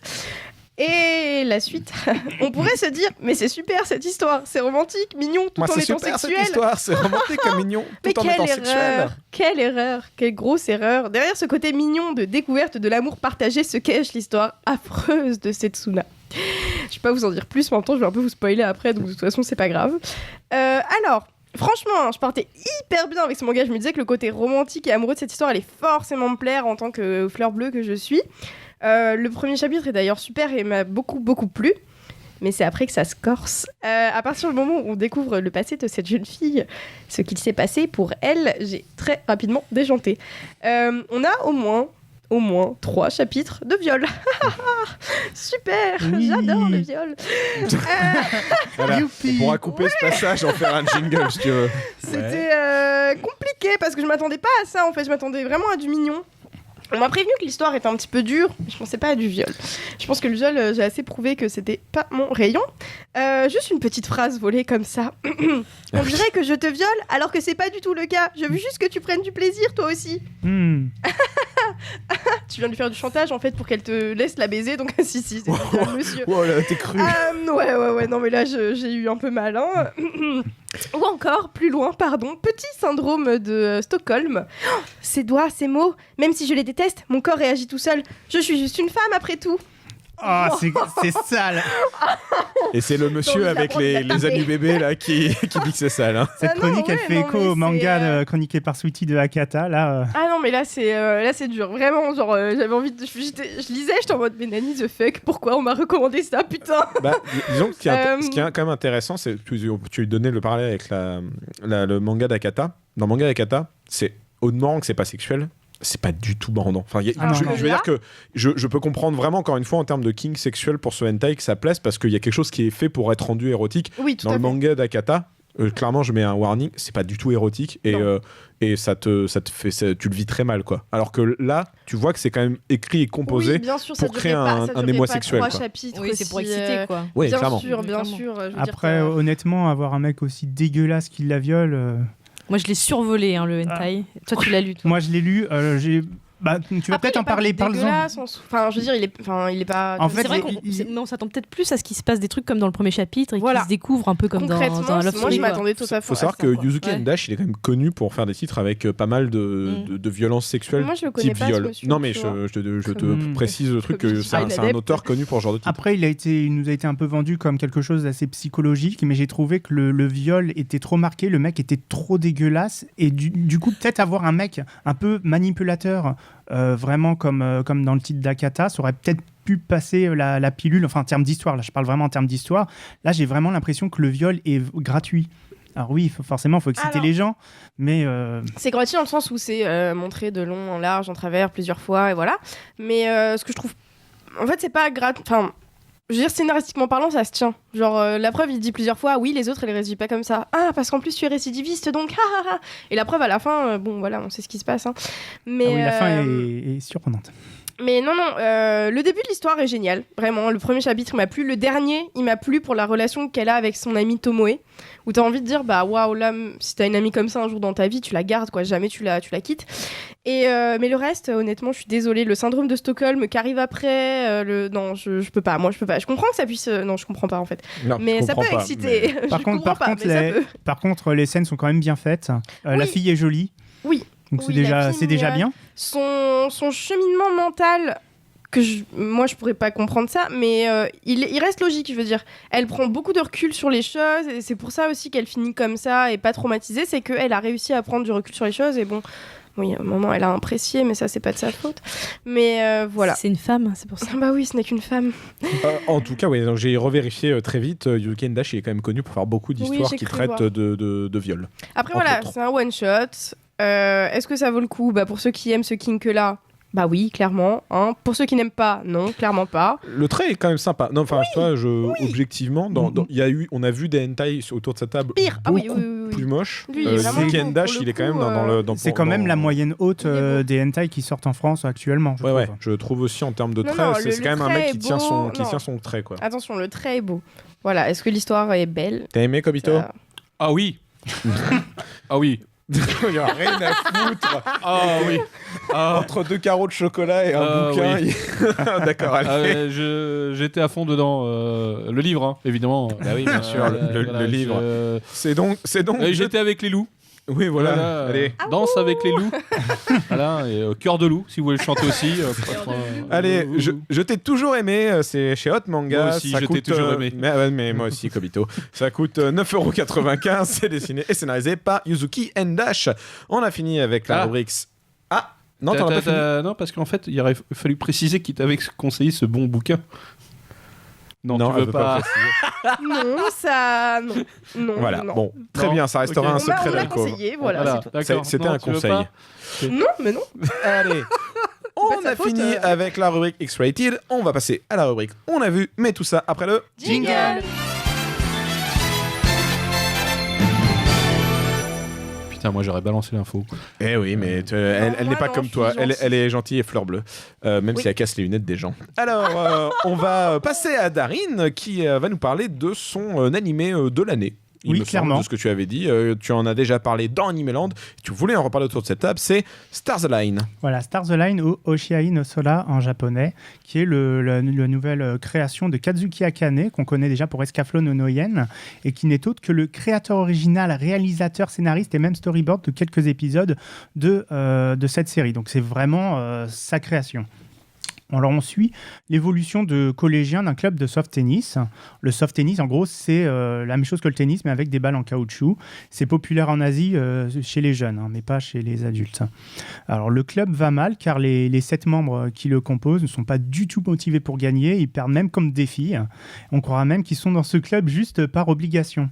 Cette phrase ne passe pas. C'est quoi cette phrase? Ils perdent comme même des contre des filles. Bah, ils perdent contre des filles. C'est-à-dire J'ai contre. même contre des filles. Même. Oui, mais c'est amené comme ça dans la série. Dans la série, ils font un match de tennis et Non, pardon, ils mais perdent. non, alors, elle a été choquée. Moi, j'ai entendu, ils perdent même comme des filles. Alors, je me suis dit, Ah, je te raconte. contre des Oui, non, mais filles. c'est bon, j'ai compris que c'était contre, mais. Voilà. Oui. Et le Non. seul qui est motivé, c'est son capitaine Thomas. Donc, vu qu'ils n'ont aucun résultat, l'école, elle décide de fermer le club s'ils ne fournissent pas des résultats au bout de quelques mois. Donc, Thomas, lui, il va essayer de trouver un nouveau membre pour relancer l'intérêt du club et va jeter son dévolu sur Maki, un nouvel élève qui est agile et a des bons réflexes. Et quand il va lui demander, Maki lui dit flemme TG, moi j'ai pas envie. Il va quand même lui redemander le lendemain. Et après avoir eu de nouvelles informations sur lui, et va lui demander de jouer au soft tennis. En contrepartie, il va l'aider à lui faire les courses le soir après l'école parce que Maki vit seul avec sa mère qui est divorcée et il n'a pas vraiment le temps pour se consacrer à autre chose. Maki, ça le saoule, il l'envoie balader, mais Thomas insiste. Et alors, Maki lui dit globalement que Thomas, c'est qu'un sale riche et il peut pas comprendre en gros ses problèmes, mais qu'il est OK si seulement Thomas le paye. Et Thomas va accepter. Il va lui dire OK, je te paye. Et comme ça, Maki va entrer dans le club de soft tennis pour tenter de réorganiser l'équipe et gagner des matchs. Donc le premier épisode se termine sur une scène qui a vraiment marqué les spectateurs. En gros, il rentre chez lui. Et là, il fait sa cuisine. Et là, son père arrive. Sauf que son père, c'est un salaud qui le raquette, lui, sa famille. Il lui pique le fric dans la maison. Et même si Maki essaie de s'y opposer, son père le frappe violemment. Et on termine la scène avec Maki prostré dans un coin, incapable de bouger. Voilà, fin du premier épisode. Yes. Les gens étaient là, mais qu'est-ce que c'est que ce truc? Surtout que le car design est archi mignon. Alors, je vais vous expliquer pourquoi j'ai aimé en 3 points principaux. Le premier, c'est le sport, le soft tennis, qui n'est pas du tout le propos principal de la série, parce qu'il y a même des matchs qui sont passés sous silence, et pourtant l'animation est complètement folle, car ce qu'ils ont fait, c'est qu'ils ont créé un cours de tennis en 3D. Ils avaient juste qu'à positionner la caméra et animer les joueurs de manière super réaliste, avec des mouvements de caméra, parfois, c'est assez dingue. Moi, j'ai fait 8 ans de tennis, c'est la première fois que je vois une série de tennis aussi bien faite. D'ailleurs, cette animation, même dans les scènes de tous les jours, c'est... Tu vas dire c'est mieux que Prince of Tennis? Ah oui. Il n'y a pas de balle dinosaure. La balle dinosaure. Non, mais Encore une fois, le vent ne s'est pas arrêté. Non, c'est vraiment le contraire, c'est très très réaliste. Le second point, c'est l'écriture. Parce que dites-vous que chaque scène, chaque dialogue, chaque même mouvement de personnage a été pensé et a une utilité, soit pour le récit, soit pour en fait comprendre un peu le personnage, sa psychologie. Par exemple, on a une révélation sur la vie d'un personnage qui s'appelle Tsubasa dans l'épisode 9, et en fait, ça explique pourquoi, sa manière d'être dans les premiers épisodes. On se dit, tiens, c'est un peu bizarre qu'il est comme ça, et en fait, on comprend. Et d'ailleurs, en plus, le réalisateur, il joue de nous à chaque épisode parce qu'il sait comment nous surprendre d'épisode en épisode. Alors, c'est une création originale. À chaque fin d'épisode, on essaie de deviner la suite, et à chaque fois, on se faisait avoir. Et ça, je parle même pas que de moi et de mes potes, c'est vraiment tout le web. On était tous, il va se passer ça, et en fait, pas du tout. Donc, c'est assez sympa, et donc c'est assez surprenant, finalement, par rapport à des séries qui sont assez aseptisées, on sait ce qui va se passer. Mais en fait, le troisième point le plus important, c'est qu'en fait, les intentions de Kazuki Akane, c'est de faire un équivalent du film Stand By Me. Je sais pas si vous connaissez, c'est adapté d'une nouvelle de Stephen King. Tout à fait. Qui parle des enfants des années 50 aux États-Unis, et ça va parler, chaque personnage a des soucis, ça va parler un peu de leur vie, et il va faire l'équivalent au Japon aujourd'hui. avec les adolescents d'aujourd'hui. Donc chaque personnage a un vécu. Ils veulent piquer un cadavre aussi? Non, ils veulent pas piquer un cadavre. Non, c'est bon alors. Par contre, des cadavres, ils risquent de rien avoir. Hein. Ils chutent. Non, en fait, actuellement, ils sont en pleine adolescence. Ils se demandent pourquoi ils vivent et remettent en question l'autorité des adultes, et notamment celle de leurs parents. Parce que, préparez-vous, les soucis familiaux sont légion dans cette série. Ne serait-ce que Maki, qui est victime d'anxiété, parfois parce qu'il se fait battre par son père, et il est physiquement et mentalement incapable de réagir sans soutien. Itsuki, qui garde une cicatrice issue du baby blues de sa mère, a priori, ou même Nao, qui est totalement étouffé par sa mère, et bien d'autres. Et moi, j'avais lu beaucoup de commentaires de gens qui disaient que c'était trop mélodramatique. Alors ça, c'est la guerre. Est-ce que c'est réaliste ou pas? Les familles nucléaires où tout se passe bien, ça n'existe pas partout. Chaque personne autour de soi a toujours des problèmes avec ses parents et tout. Forcément, c'est une histoire. Forcément, quand le gars il est déprimé, il va pas y avoir des petites étoiles. Ça va bien être mis en exergue. Par contre, tout est réaliste. Je veux dire, on parle de pères divorcés, on parle de gens qui se font battre, mais pas battre tous les jours. Non, juste un petit truc de temps en temps. Et pas mal d'autres sujets. Non, mais De temps en temps, quand même. ouais, mais c'est des choses qui sont beaucoup plus réalistes. On pourrait parler d'une personne qui se fait tabasser tous les jours. Ah en oui, mode, ça, par contre, ça c'est réaliste pour moi. Le truc, et moi je l'ai pas vu du tout, donc vraiment là ce que je vais dire n'engage pas forcément la Vas-y. série, mais par rapport au mélodramatique, je trouve que les gens ont tendance, dès que c'est un peu mélo, à tout de suite mettre les potards à fond, et je pense qu'il faut faire une vraie différence entre quelque chose qui se veut larmoyant, c'est-à-dire faire pleurer les gens parce que Exactement. c'est un Genre déclic Your Lie in narratif. April. Ah, moi j'aime beaucoup Your Lie in April, mais je pense qu'il y a C'était personnel. je pense qu'il y a le mélodrame cathartique en fait qui parle de vrais problèmes que peuvent avoir des gens, et les larmes qui peuvent en découler sont des larmes on va dire qui permettent de soigner en tout cas les maux qu'on peut avoir. Et ben là, en pour soi. le coup, c'est exactement le cas de cette série. En tout cas, ce que tu racontes a l'air d'être dans C'est- cette c'est deuxième exactement catégorie. Ouais, ça. parce que- Moi, j'ai trouvé que le ouais. mélodramatique apparaissait à l'épisode 9, qui est peut-être un peu trop fort, enfin trop forcé. Disons qu'il y a trop de drame dans cet épisode, mais jusqu'à ce niveau-là, il y avait vraiment des choses très dures, mais très réalistes, très, très crues. C'est-à-dire que ça tabasse, le mec il est triste, bah, c'est normal. Et- Mais oui, je suis Et il y a d'accord. vraiment une scène moi qui m'a beaucoup touché, je vais pas vous spoiler, qui concerne un personnage qui s'appelle Yu. Il a un dialogue cœur à cœur avec Maki sur un sujet qui est rarement traité en animation. Bah, je vous laisse découvrir, hein, je vais pas spoiler. Qui prend énormément de place à l'écran. C'était vraiment très très fort. Et il y a vraiment tout le web qui était là. C'était incroyable.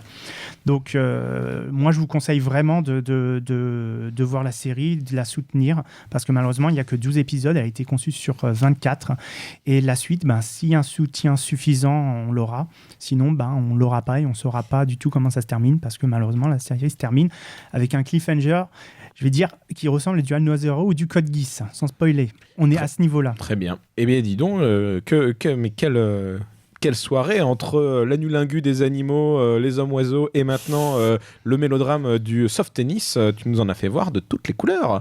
C'était donc Star Align, diffusé chez Wakanim, réalisé par Kazuki Akane, comme tu l'as dit, monsieur Escaflowne. Et c'est le studio 8-bit. Ouais, Voilà. c'est ça. Et maintenant, on va donc parler des enfants du temps. Oui, et c'est moi qui le fais. Tu ne dis même plus les noms des gens, t'en as plus rien à faire, toi, t'as mangé tes cacahuètes et ça y est, tu te barres.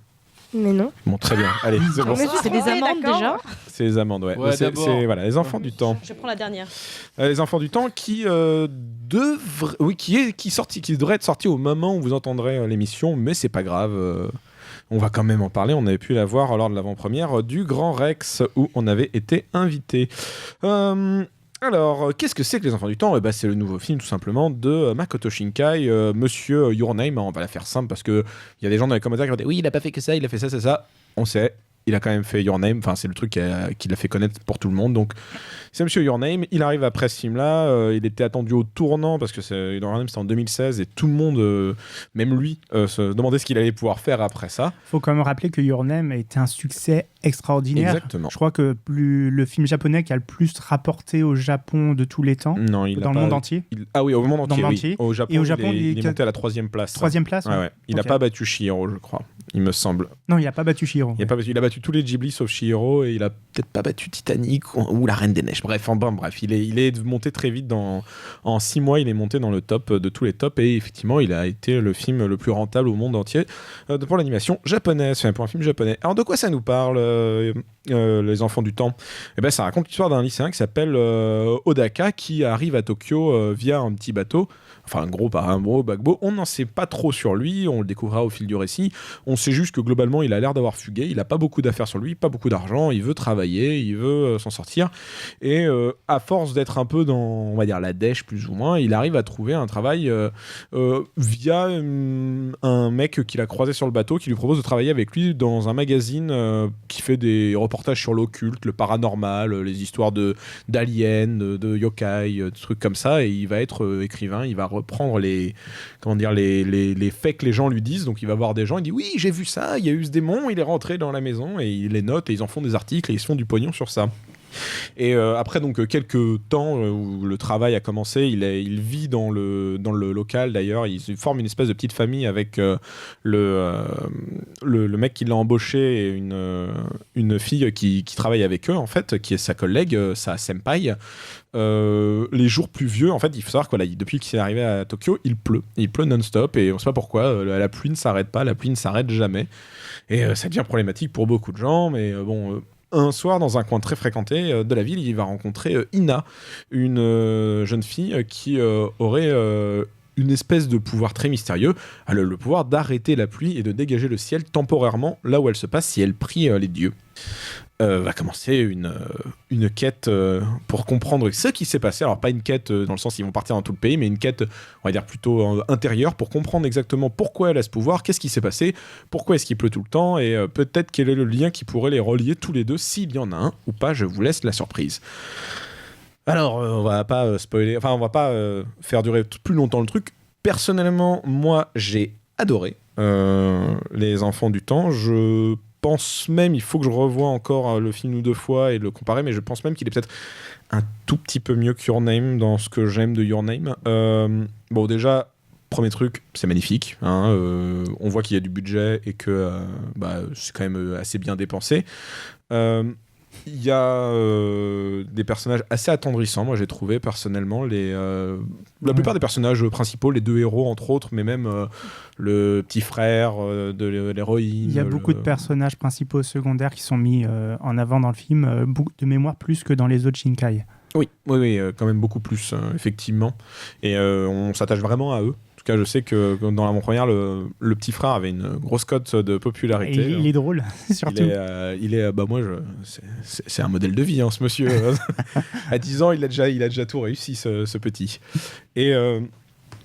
Et comment on veut dire, ça va être compliqué parce que je pense que c'est un film qui va forcément décevoir parce que devant le succès de Your Name, tout le monde avait beaucoup d'attentes, je pense. Et dont je fais partie, dont Sweetie fait partie de mémoire.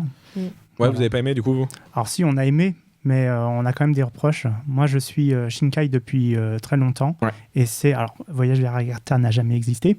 C'est la première fois que j'ai été déçu. Ou c'est la première fois, sorti avec Sweetie, avec des potes, on a fait. C'est bien, mais quand la présentatrice a dit j'espère que vous allez tous en parler à vos potes pour qu'ils viennent au cinéma, moi je ne sais pas comment le vendre à part que c'est entre guillemets sur Your Name. On passe d'un truc extraordinaire à un truc qui est excellent mais qui m'a pas personnellement marqué. Ah ouais, moi je trouve que le film est une espèce de réponse à Your Name en fait. D'ailleurs le réalisateur a sous-entendu qu'il va partir dans quelque chose de complètement différent la prochaine fois, mais que là il en avait peut-être besoin pour lui de vu le gros truc qui a été Your Name, il avait besoin de faire ce truc là pour on va dire désamorcer peut-être et il y a des parallèles assez forts avec Your Name, même dans l'intrigue ou dans les thématiques qui sont liées.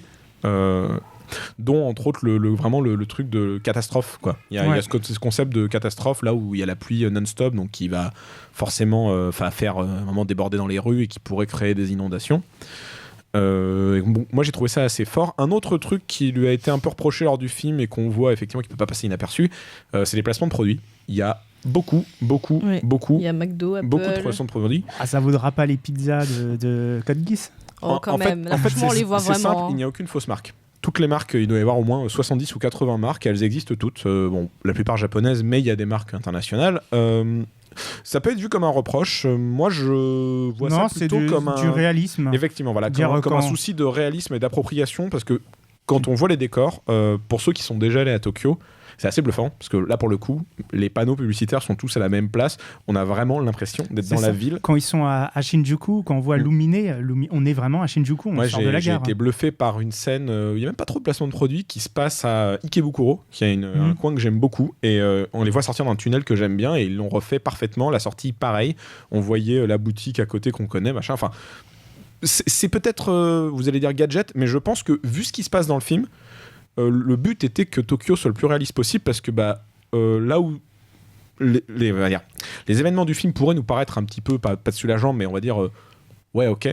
Il faut savoir qu'il a sous-entendu qu'au Japon, les Tokyoïtes ont été quand même très, pas touchés, mais impactés par ce qui se passait dans le film. Et ça n'a pas été un reproche, mais donc voilà, ça a vraiment touché beaucoup les Tokyoïtes. Parce que là, comme j'ai pas vu le film, quand on parle d'eau, en tout cas d'inondation, ça les fait flipper les Tokyoïtes, parce que comme il y a eu les inondations et on leur a fait des simulations qui font que le métro il dégueulait de partout de flotte, que plus rien ne pouvait tourner. Je pense qu'en fait il a parlé d'une peur. Et parce que dans d'autres villes, on l'a vécu vraiment, l'inondation. Tokyo a réussi à échapper à ça, mais c'était pas loin, entre guillemets. Donc, il a fait de l'actualité pour moi, là. Ouais, c'est le point fort du film pour moi, hein. Parce que moi, c'est tout le reste qui m'a un peu dérangé. C'était vraiment, j'ai l'impression de regarder un copier-coller de Your Name en termes de procédé narratif, quoi. Moi, après, je pense que c'est voulu en revanche pour ça. Du coup, moi, ça m'a fait un peu sortir de l'histoire. J'ai l'impression que c'était vraiment il y avait un petit côté superficiel, même si j'ai trouvé l'histoire super chouette. Mais et même parfois la musique de Razdoum, c'est là trop omniprésente, à des moments clés qui sont super beaux. Moi, ça m'a gêné. Et c'est l'autre truc aussi, tu dis que ça ressemble beaucoup à Your Name, mais ce que j'ai dit à plein de gens, je dis, si on n'avait pas vu Your Name, qu'est-ce que ça fera en fait? Est-ce qu'on n'aurait pas eu la même impact? C'est une vraie question que je me suis posée. Est-ce que si quelqu'un n'a pas vu Your Name et qui voit ce film-là en premier, est-ce que ça lui fait le même boom que ce que Your Name a pu provoquer en fait? Moi, je me pose la question parce que ça. T'as pas vu Your Name? Non, je l'ai lu seulement. Ouais, mais du coup, non, mais tu connais quand même. Enfin, mais du coup, ça marchera pas. Ça m'a pas autant touché que Your Name en fait. Tu en vois, fait, j'ai l'impression que c'est un film moins shinkaien que les autres. C'est comme ça que je l'ai ressenti. Après, je sais pas. Je sais pas. Je le trouve assez fort parce que vraiment, c'est vraiment une réponse à Your Name. Par contre, en dehors de sa fin, qui pour le coup est très, pas dire surprenante, mais voilà, c'est pas une fin classique. C'est vrai, dans le climax, c'est une claque. Ouais. Le climax, on commence à se dire bon, ok, ça se passe bien, ok, machin. Puis après, à la fin, tu dis waouh, c'est génial quand même. On laissera heureusement qu'on arrive jusqu'à là, quoi. Voilà. En tout cas, dites-nous sur le Discord. Venez sur le Discord si vous n'y êtes pas, et si vous les êtes et que vous l'avez vu, dites-nous ce que vous en avez pensé. Comme vous voyez autour de la table avec 3 avis, les avis sont quand même partagés. Mais allez le voir au cinéma. Parce que il est vraiment très beau. Hein. Voilà, même si vous aimez pas, voilà, visuellement. Ah oui, on voit quand même qu'il y a eu Your Name dans le sens que maintenant ils ont du budget. Le studio a eu du budget. À Annecy, on avait rencontré le producteur qui avait expliqué que c'était sa grosse tâche depuis maintenant 2-3 ans. C'était d'avoir justement le plus de moyens possible pour que Shinkai ait le moins de pression et d'argent. Voilà. C'était donc Les Enfants du Temps qui est diffusé par Atanim. C'est réalisé par Makoto Shinkai et le studio c'est Comics Wave Film. Tout à fait. On va passer à Kobito qui a regardé Cautious Hero. The hero is overpowered but overly cautious. Alors, rien qu'au nom, ça sent du Isekai. Et c'était ma série Isekai de fin d'année et que j'ai kiffé. Et je vais vous expliquer pourquoi.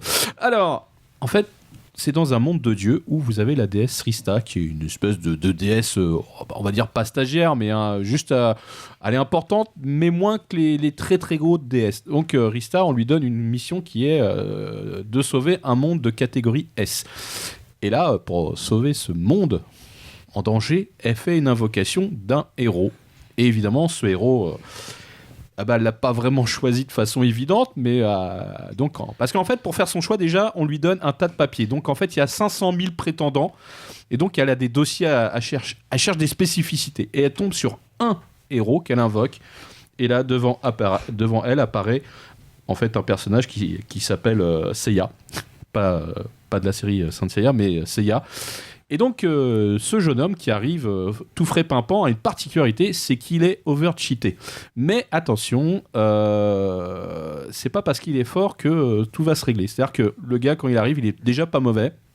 Elle va lui expliquer la mission. Alors, déjà, quand il arrive, il est très méfiant envers cette déesse en lui disant vous avez l'air super louche quand même, pourquoi vous m'avez invoqué, qui êtes-vous, qu'est-ce que vous voulez, pourquoi je suis là.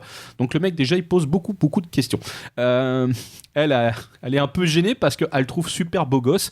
Elle fantasme dessus d'ailleurs, elle dit oh putain il en a des biceps et des abdos et tout ce qui va bien avec, je lui tâterai bien le cul. Et en fait ça c'est dans sa tête, mais elle le ferait vraiment en fait, hein, parce qu'elle bave en plus, c'est horrible. Et lui toujours aussi inquiet, il dit bon ok, si je termine la mission je peux retourner chez moi. Elle fait oui. Bon, il dit je vais m'y mettre. Donc le gars se renseigne sur la menace et il dit oula mais moi je suis pas prêt, donc il faut que je m'entraîne. Il la chope, il la vire de chez elle, il prend sa baraque et comme une maison qui rappellerait la maison du temps dans un certain animé où il y a des Super Saiyans, il va s'entraîner comme un forcené. Le mec va faire des pompes. Quand il va ressortir de la baraque, effectivement, il a pris des levels, beaucoup de levels, et là, ils décident tous les deux de partir à travers un espèce de tunnel qui s'ouvre et qui les amène dans le monde S. Et donc, ils arrivent, et là, le gars, première rencontre de monstre local, il tombe sur un vieux slime dégueulasse. Mais genre le slime de bas étage, le truc qui colle à tes doigts, tu vois. Et là, c'est une boucherie. Il n'y a pas d'autre mot, parce que le mec, tellement il est trop méfiant. Il s'acharne dessus. Il commence déjà avec une invocation qui aurait explosé une montagne. Le pauvre slime, il est... Ah, la déesse est horrifiée. C'est-à-dire, mais non, mais arrêtez de lui faire du mal, c'est fini, il est mort. Et l'autre, il continue. Et pour être sûr qu'il soit vraiment mort, ce putain de slime, le mec fait l'invocation d'un Genki Dama. Donc en fait, le mec fait un cratère de la taille de Akira. Mais il l'a eu, ce putain de slime tout pourri. Voilà. Et donc, tout le raisonnement de ce personnage humain qui est over-cheaté, c'est qu'il faut être préparé au maximum. Parce qu'il sait qu'il va avoir affaire à des démons supérieurs, voire au roi démoniaque. Et donc le mec va s'entraîner comme un malade régulièrement, tout en ayant une méfiance absolue de son entourage, envers la déesse, envers les gens qu'il rencontre. Chaque personne potentiellement est un ennemi. Le mec, c'est un psycho. C'est-à-dire que là, il va remplir sa mission tout en se méfiant de tout le monde. C'est horrible. Et c'est génial. Alors, moi, la série m'a fait vraiment mourir de rire parce qu'on y croise vraiment beaucoup de personnages. Les divinités sont assez tordues. Il y en a une qui est une nympho du dernier niveau de l'enfer. Elle fait peur. C'est celle avec ses chaînes ? Non, ça c'est la déesse de la destruction, celle qui... Non, il y en a une encore qui, en fait, va lui apprendre une technique à l'arc. Et en fait, elle a l'habitude ou la sale habitude de choper tous les nouveaux arrivants, tous les héros invoqués, et de les sucer. Voilà. Bon. Et non, vraiment, les pompes, voilà. D'accord. Leur être ou leur bite ? Oui, leur bite. D'accord. Voilà. Et c'est du propre. Voilà. Et donc en fait, chaque nouveau arrivant, il va y passer. Bon, ça c'est une déesse parmi. Alors il y a même un des dieux du combat qui à un moment donné, à force de s'entraîner avec Seiya, va développer une peur totale envers lui parce que l'autre, tant qu'il n'est pas arrivé au maximum de ce qu'il peut faire, il va aller le chercher, il dit, viens on s'entraîne, et l'autre non mais c'est bon, je t'ai appris tout ce qu'il... Alors chaque jour qui passe, au début le mec il est assez confiant, il l'entraîne, c'est très bien. Le deuxième jour il commence à se cacher dans des endroits, le troisième jour le mec est roulé en boule en mode PLS, genre il faut pas qu'il m'approche. Continue, voilà. Tu t'améliores. Voilà. Donc en fait ce personnage Seiya est absolument formidable.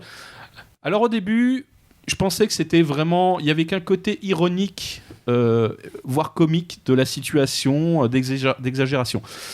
Et c'était vraiment une grande erreur, parce que en fait, c'est super triste. Quand vous arriverez au dernier épisode, les 2 derniers épisodes, on vous fait une révélation qui fait que ça efface tout le reste de la série. Tout ce que vous avez pu trouver ça drôle ou un peu légèrement... fun, ça efface tout parce qu'il y a vraiment une fin qui vous touche. Moi j'ai regardé quand je suis arrivé les 2 derniers épisodes, j'ai fait oh merde. Donc non, ce isekai très intelligent au final, mais avec plein de références, qui est vraiment drôle à ces moments, vous amènera sur une conclusion qui à mon avis va vous toucher et vous donnera envie potentiellement de la revoir cette série, parce que c'est pas juste un truc regardé vite oublié ou voir la suite, je ne sais pas, c'est la fin. Pour moi c'est une conclusion quand même, hein. Je sais pas. Ce dernier épisode c'est pas ouvert. D'accord. Il y a quelque chose qui fait que ça change toute la donne depuis les premiers épisodes qui semblaient drôles. Et vraiment, ça a été surprenant pour cet animé 2019 que Wakanim a diffusé. Je serais vraiment heureux qu'un jour le bouquin arrive en France. Le light novel. Ouais, en espérant d'amener l'histoire d'une autre façon ou peut-être une conclusion différente. Parce qu'en ce moment, y a un animé qui va démarrer et j'ai bien peur. Enfin, j'ai regardé l'animé sur Crunchyroll qui est très bien et le bouquin sort chez Pika et j'ai l'impression que j'ai vu, en fait, je vais le lire et je serai pas très surpris au final. Donc, c'est dommage. Alors que là, pour le titre de chez Wakanim, je pense que le manga potentiellement peut amener des choses vraiment différentes et des situations amenées de façon aussi différente. Donc je vous encourage vraiment à regarder cette série qui est vraiment géniale pour moi, pour cette fin d'année, donc qui est terminée en 12 épisodes et vraiment une conclusion comme je les aime, quoi. Très bien. Eh bien, c'était Cautious Hero. The hero is overpowered but overly cautious. C'était chez Wakanim. C'est réalisé par Masayuki Sakoi et c'est animé par le studio White Fox. On en a fini avec nos rubriques. Ah, mais non. Et non, pour une fois, il s'est passé quelque chose d'incroyable. Incroyable, mais vrai. La lune a changé. Il se trouve que au moment où vous écouterez ce podcast, je l'espère, au moment qu'on s'est bien aligné au niveau de la sortie, va sortir le 15 janvier le film de Violet Evergarden qui se nomme Violet Evergarden, Éternité et la poupée de souvenirs automatiques. Il se trouve que nous avons été invités à une avant-première par Eurozoom pour voir le film qui va être diffusé pour des séances exceptionnelles. Nous en reparlerons dans quelques instants.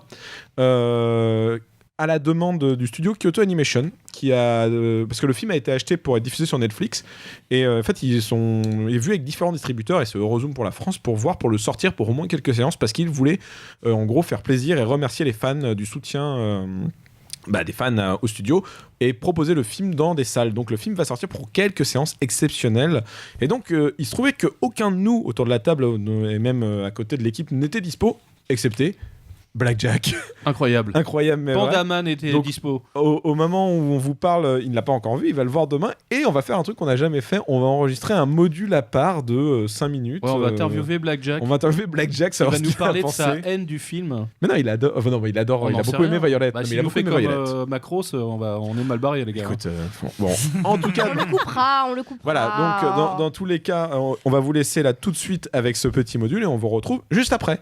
Et c'est incroyable, avec la magie du montage. On est quelques jours après l'enregistrement de l'émission, mais on se retrouve avec Kobito et surtout le revenant des revenants, Blackjack.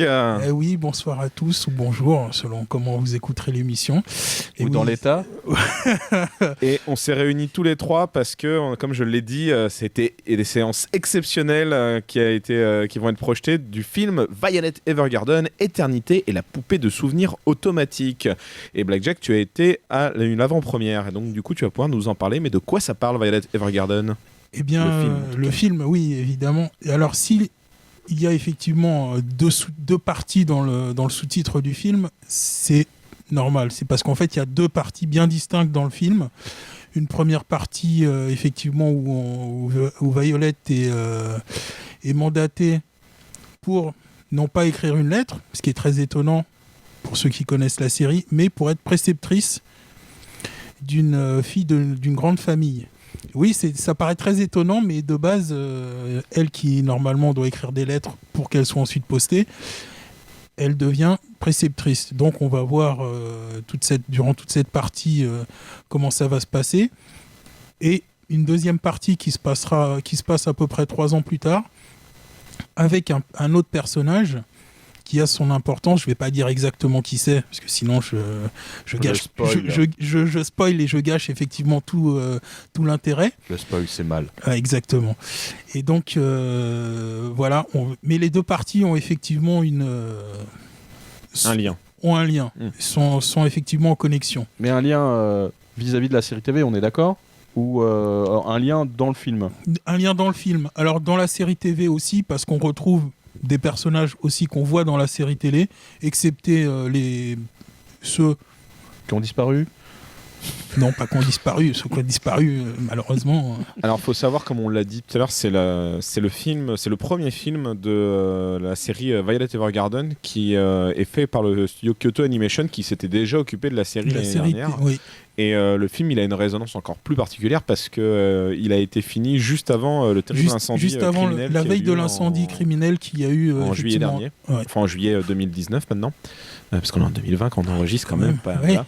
Et c'est une projection spéciale, je l'ai dit, en tout cas dans le futur du passé, je le dis. Les équipes japonaises ont demandé, malgré que le film va sortir sur une plateforme de streaming légal très prochainement, ils ont demandé à la plupart des distributeurs dans le monde s'ils pouvaient essayer de faire des diffusions du film au cinéma, et Eurozoom a donc décidé de... Il y aura quelques séances, effectivement, il y aura très très peu de cinémas qui vont le diffuser. Alors je crois que sur Paris, de mémoire, il y en a qu'un seul, mais on vous conseille d'aller sur le réseau, Oui. tout simplement. Ouais. Eurozoom, Allez sur la page d'Eurozoom et communiquent vous aurez beaucoup sur tous les cinémas qui le diffuseront. Donc par contre, ça risque de pas rester très longtemps. À mon avis, ça risque d'être une semaine, 2 gros ça maximum. Ça va être des séances exceptionnelles, donc Ouais. c'est vraiment genre, je sais pas, le matin à 11h ou tel soir, ou des trucs comme ça, mais ça va pas être toute la journée. Je pense pas que ce sera toute Donc la vraiment, journée, tous les jours. Consultez les réseaux, consultez les salles et les séances. Et les séances, si vous voulez le voir. Et voilà, c'est un joli cadeau que fait Kyoto Animation de base. Et alors, donc, du coup, qu'as-tu pensé de ce film ? Eh bien, pour ceux qui ont vu la série télé, on reste sur la même qualité. C'est vraiment magnifique. Ah bon oui. Non, oui. mais on va dire qu'on passe même pas. Enfin, la qualité n'est pas supérieure parce que c'est un film. Bah, moi, j'ai pas trouvé que c'était supérieur. J'ai trouvé que c'était vraiment. La qualité de la série télé, je trouvais que c'était déjà. Non, mais après, il y a la film, qualité. Est-ce qu'on passait au-dessus ou Moi, pas franchement, pour moi, la série était tellement déjà vraiment très jolie que j'ai pas vu de gain par rapport au film. Ils ont gardé une qualité constante, TV et salle. Pour moi, oui. Pour moi, c'est vraiment. Ça veut c'est donc vraiment dire que constant. déjà la série TV était un bon haut niveau quand même. Ah oui, pour la série télé, pour moi déjà, c'est. Kyoto Animation, on peut leur reprocher beaucoup de choses, mais niveau visuel, ils sont quand même assez intouchables. Hein, je pense que c'est le studio le plus qui reste le plus constant au niveau qualité dans ce qu'il fait. Il a augmenté même d'année en année un peu. Ouais. Mais ouais, c'était. Et donc alors, en tant que fan de la série, t'as bien aimé le film ? Oui. J'ai beaucoup aimé le film. Et pour quelle raison, dis-nous tout. Oui. Ben, en fait, on retrouve tout ce qui fait l'intérêt de la série. C'est-à-dire moi qui ne... Ah, toi qui n'as pas vu la série, voilà, c'est toute l'émotion qu'on peut ressentir, l'interaction avec les personnages. C'est vraiment ce qui fait la force et l'intérêt de la série, à mon sens. Évidemment, ceux qui cherchent de l'action, moi je leur dis passer leur chemin. Franchement, là, c'est pas du tout le genre. Ouais. C'est vrai, on l'avait pas redit, mais le monde de Violet Evergarden, c'est un monde un peu dystopique. Enfin, c'est un peu le nôtre, mais enfin bref, c'est un monde pareil au nôtre. Moi, je dirais qu'on est dans une espèce. Ne le dis pas. Pas d'isekai. Non, c'est pas un isekai. C'est pas un isekai. C'est pas un isekai. Mais dans le sens que ça ressemble au nôtre, mais il y a des légères différences. Oui, parce qu'on suit l'histoire d'une jeune fille soldat qui a perdu ses bras à la guerre et qui a pas de sentiments. Alors on sait pas si elle les avait avant, sous-entend que oui, non. Bref, on ne spoil pas la série en tout cas, mais la série tourne autour du fait qu'on lui a mis des mains de métal et qu'elle va devenir postière en fait. Ok. Wow. Elle est adoptée en fait à la fin de la guerre. Elle est adoptée par une famille et elle fait effectivement ce travail pour écrire des lettres à certaines personnes qui ne peuvent pas. Et en fait, de base, dans ces lettres, sont censées faire ressentir des émotions au lecteur ou à la lectrice. Voilà, c'est ça. En fait, c'est les gens analphabètes qui viennent pour faire écrire une lettre par le service de la poste, et donc elle fait ce métier parce que, justement, un peu comme tous les personnages emotionless, qui n'ont aucune émotion, comme comment s'appelle Yuki dans Haruhi Suzumiya ou même Rei dans Evangelion, elle est un peu de ce type-là, et elle veut redévelopper ses émotions. Donc elle se dit qu'en écrivant pour les autres, les émotions vont la traverser. Elle va peut-être comprendre comment ça marche. D'accord. Donc ça, c'est la série. Le film, donc tu dis, suit pas cette logique parce qu'elle va devenir préceptrice, mais il y a quand même un peu ce concept avec les émotions. Il y a quand même ce concept-là, effectivement, qui est là. Un peu de Alors, il y a une chose, je trouve qu'il est assez difficile de regarder le film sans connaître la série. Il y a certains éléments qui seront un peu plus difficile d'accès si on n'a pas vu la série. Moi, c'était mon ressenti. Il y a des moments, je me suis dit, tiens, est-ce que si quelqu'un n'avait pas vu la série, est-ce qu'il aurait vraiment compris l'ensemble. Après, ça reste du petit détail, je trouve, mais C'est le Après, plus. c'est vraiment un plus. Mais le film peut être vu sans ces petits détails. Est-ce que c'est vraiment super gênant ou pas? Ou est-ce que c'est un film que tout le monde peut regarder comme un beau film? Franchement, moi j'ai eu l'impression qu'il fallait quand même voir un minimum Donc la il série. faut quand même se Moi, faire la série. c'est vraiment mon ressenti. Ok, ce qui n'est pas en soi une mauvaise chose. Mais Non, bon, c'est voilà, pas une mais- mauvaise chose, mais Mais c'est pas pas quelqu'un c'est va pas rentrer dans le film tout de suite Ouais. comme ça, sans avoir vu précédemment ce qu'il y avait au niveau. Moi, je trouve TV. que oui. Ok. Ouais. Bon, très bien. Je pense que tu as à peu près répondu à tout. Hein. Je pense aussi, Tu l'as bien fait, en tout cas. Ouais. Et franchement, Si, et la musique, c'est bien. Enfin, je veux dire, c'est une belle composition. C'est sympatoche. j'avoue, j'ai pas fait. bah, écouté. J'ai pas trop fait attention à la musique. Non, mais ça Moi, veut dire que soit elle est dans le film et tu fais même plus attention, soit elle est inexistante. Non, Après, il y a il peut aussi il y a ne de pas la du tout faire gaffe à la musique, musique, mais hein. c'est vrai que c'était pas la chose qui m'a marqué le plus. C'est vrai que j'étais plus sur le côté aspect visuel que vraiment Auditif. aspect musical. Effectivement, ça En tout c'est. cas, tu le recommandes chaudement, toi. Moi, je conseille d'aller le voir, franchement. Mais avec un mais. Mais aux fans. Mais effectivement, à ceux qui ont déjà vu la série, je pense qu'il est un petit peu plus difficile d'accès si on n'a pas vu la série. D'accord. Après, on peut toujours essayer. Qu'au pire, on Parce voit que le film, globalement, c'est pas complètement lié à la série. Ce que tu disais, tu m'as dit Non, en non, off que tu as même eu du mal à timer à quel moment se passerait l'histoire effectivement, on a par dû- rapport au reste de la série. Au reste de la série, parce que il y a une petite précision, c'est que ce film est issu dans le light novel du 3e volume, qui est en fait un recueil le nouvel. d'histoires annexes. Ouais. Donc qui ne sont pas directement liés à série la télé. trame de la série principale, et donc c'est des histoires en plus, et c'est une histoire qui est tirée justement de ce volume-là. D'accord. Donc c'est peut-être aussi ce qui explique qu'on a un peu de mal à. Sachant que le titre en light novel, il est pas du tout adapté en France. Donc, Non, pas Non, le titre n'est pas du tout adapté. C'est Ça- pas encore, on sait pas si c'est prévu, mais Pour l'instant, on n'a pour pas l'instant, de c'est nouvelles. toujours inédit. Écoute, on va redire vite fait les infos. En tout cas, c'est Violet Evergarden, Éternité et la poupée de souvenirs automatique.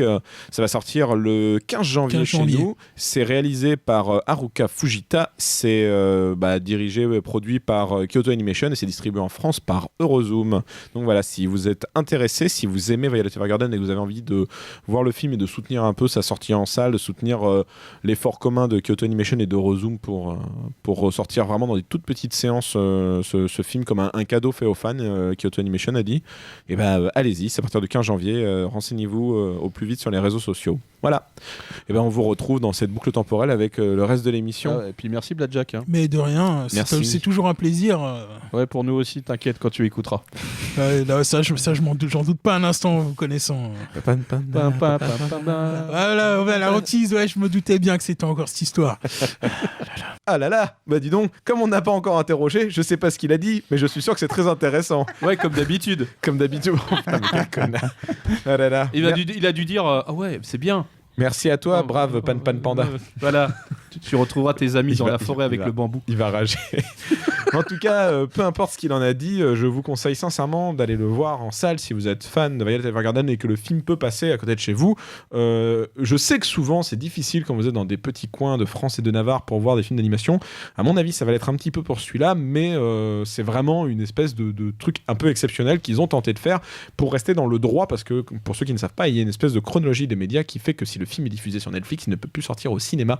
Donc ils ont trouvé cette espèce de petite astuce par des séances vraiment exceptionnelles. Je répète le mot exceptionnel. On en a cette fois bien Est-ce que fini. vous avez compris, c'est exceptionnel. C'est exceptionnel. On en a fini avec, la rubrique On a vu. Et on va passer au coup de gueule et au coup de cœur. Mais tout cela après le... Jingle. Mais exceptionnel. Exceptionnel.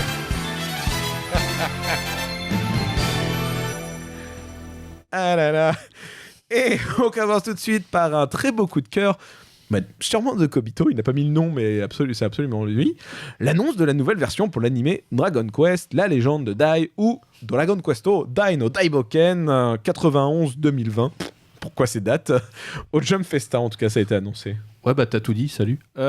Pourquoi ces dates? Non, mais 1991, c'était la première version de l'animé qui n'avait pas eu de fin parce que l'animé n'a pas du tout marché au Japon, donc ça s'est arrêté à un moment très précis, comme un espèce de cliffhanger, genre tu fais oh bah alors c'est cette scène là, ça y est, ça va Et bah non, c'est fini parce que ça a pas marché. Très très Donc, bon opening, cela donc, dit. Oui. Et puis donc, Dai à l'époque, enfin Fly a connu aussi un ou deux films d'animation, hein, mais bon, voilà, ça a pas marché, hein, sachant que, alors, ce Dragon Quest là n'est pas un Square Enix, hein, c'est un partenariat Square Enix Shonen Jump. Voilà, donc il y a une façon de raconter cette aventure qui était différente. Et la bonne nouvelle, c'est cette nouvelle version 2020 qui potentiellement va intéresser une nouvelle génération et qui va vivre l'héroïsme comme nous on a pu le vivre à l'époque. Alors, sur les réseaux sociaux, un battle qui est Dragon Quest Dai, meilleur animé devant Dragon Ball. Est-ce que vous êtes d'accord ? Est-ce que Dai est meilleur que Dragon Ball ou Dragon Ball meilleur que Dai ? Écoutez, est-ce qu'il y a un vrai match ? En fait, je ne pense pas, mais... En tout cas, ça a l'air très beau pour l'instant. Enfin, le peu qui a été montré, alors c'est toujours du teasing, donc on met à fond l'animation, mais le design est cool, les couleurs sont cool. Ah oui, moi, je vois l'opening, je fais 2020, quoi, les gars. Enfin, qu'est-ce qui s'est passé ? Alors, animation d'époque était très bien, il n'y a pas de problème, mais...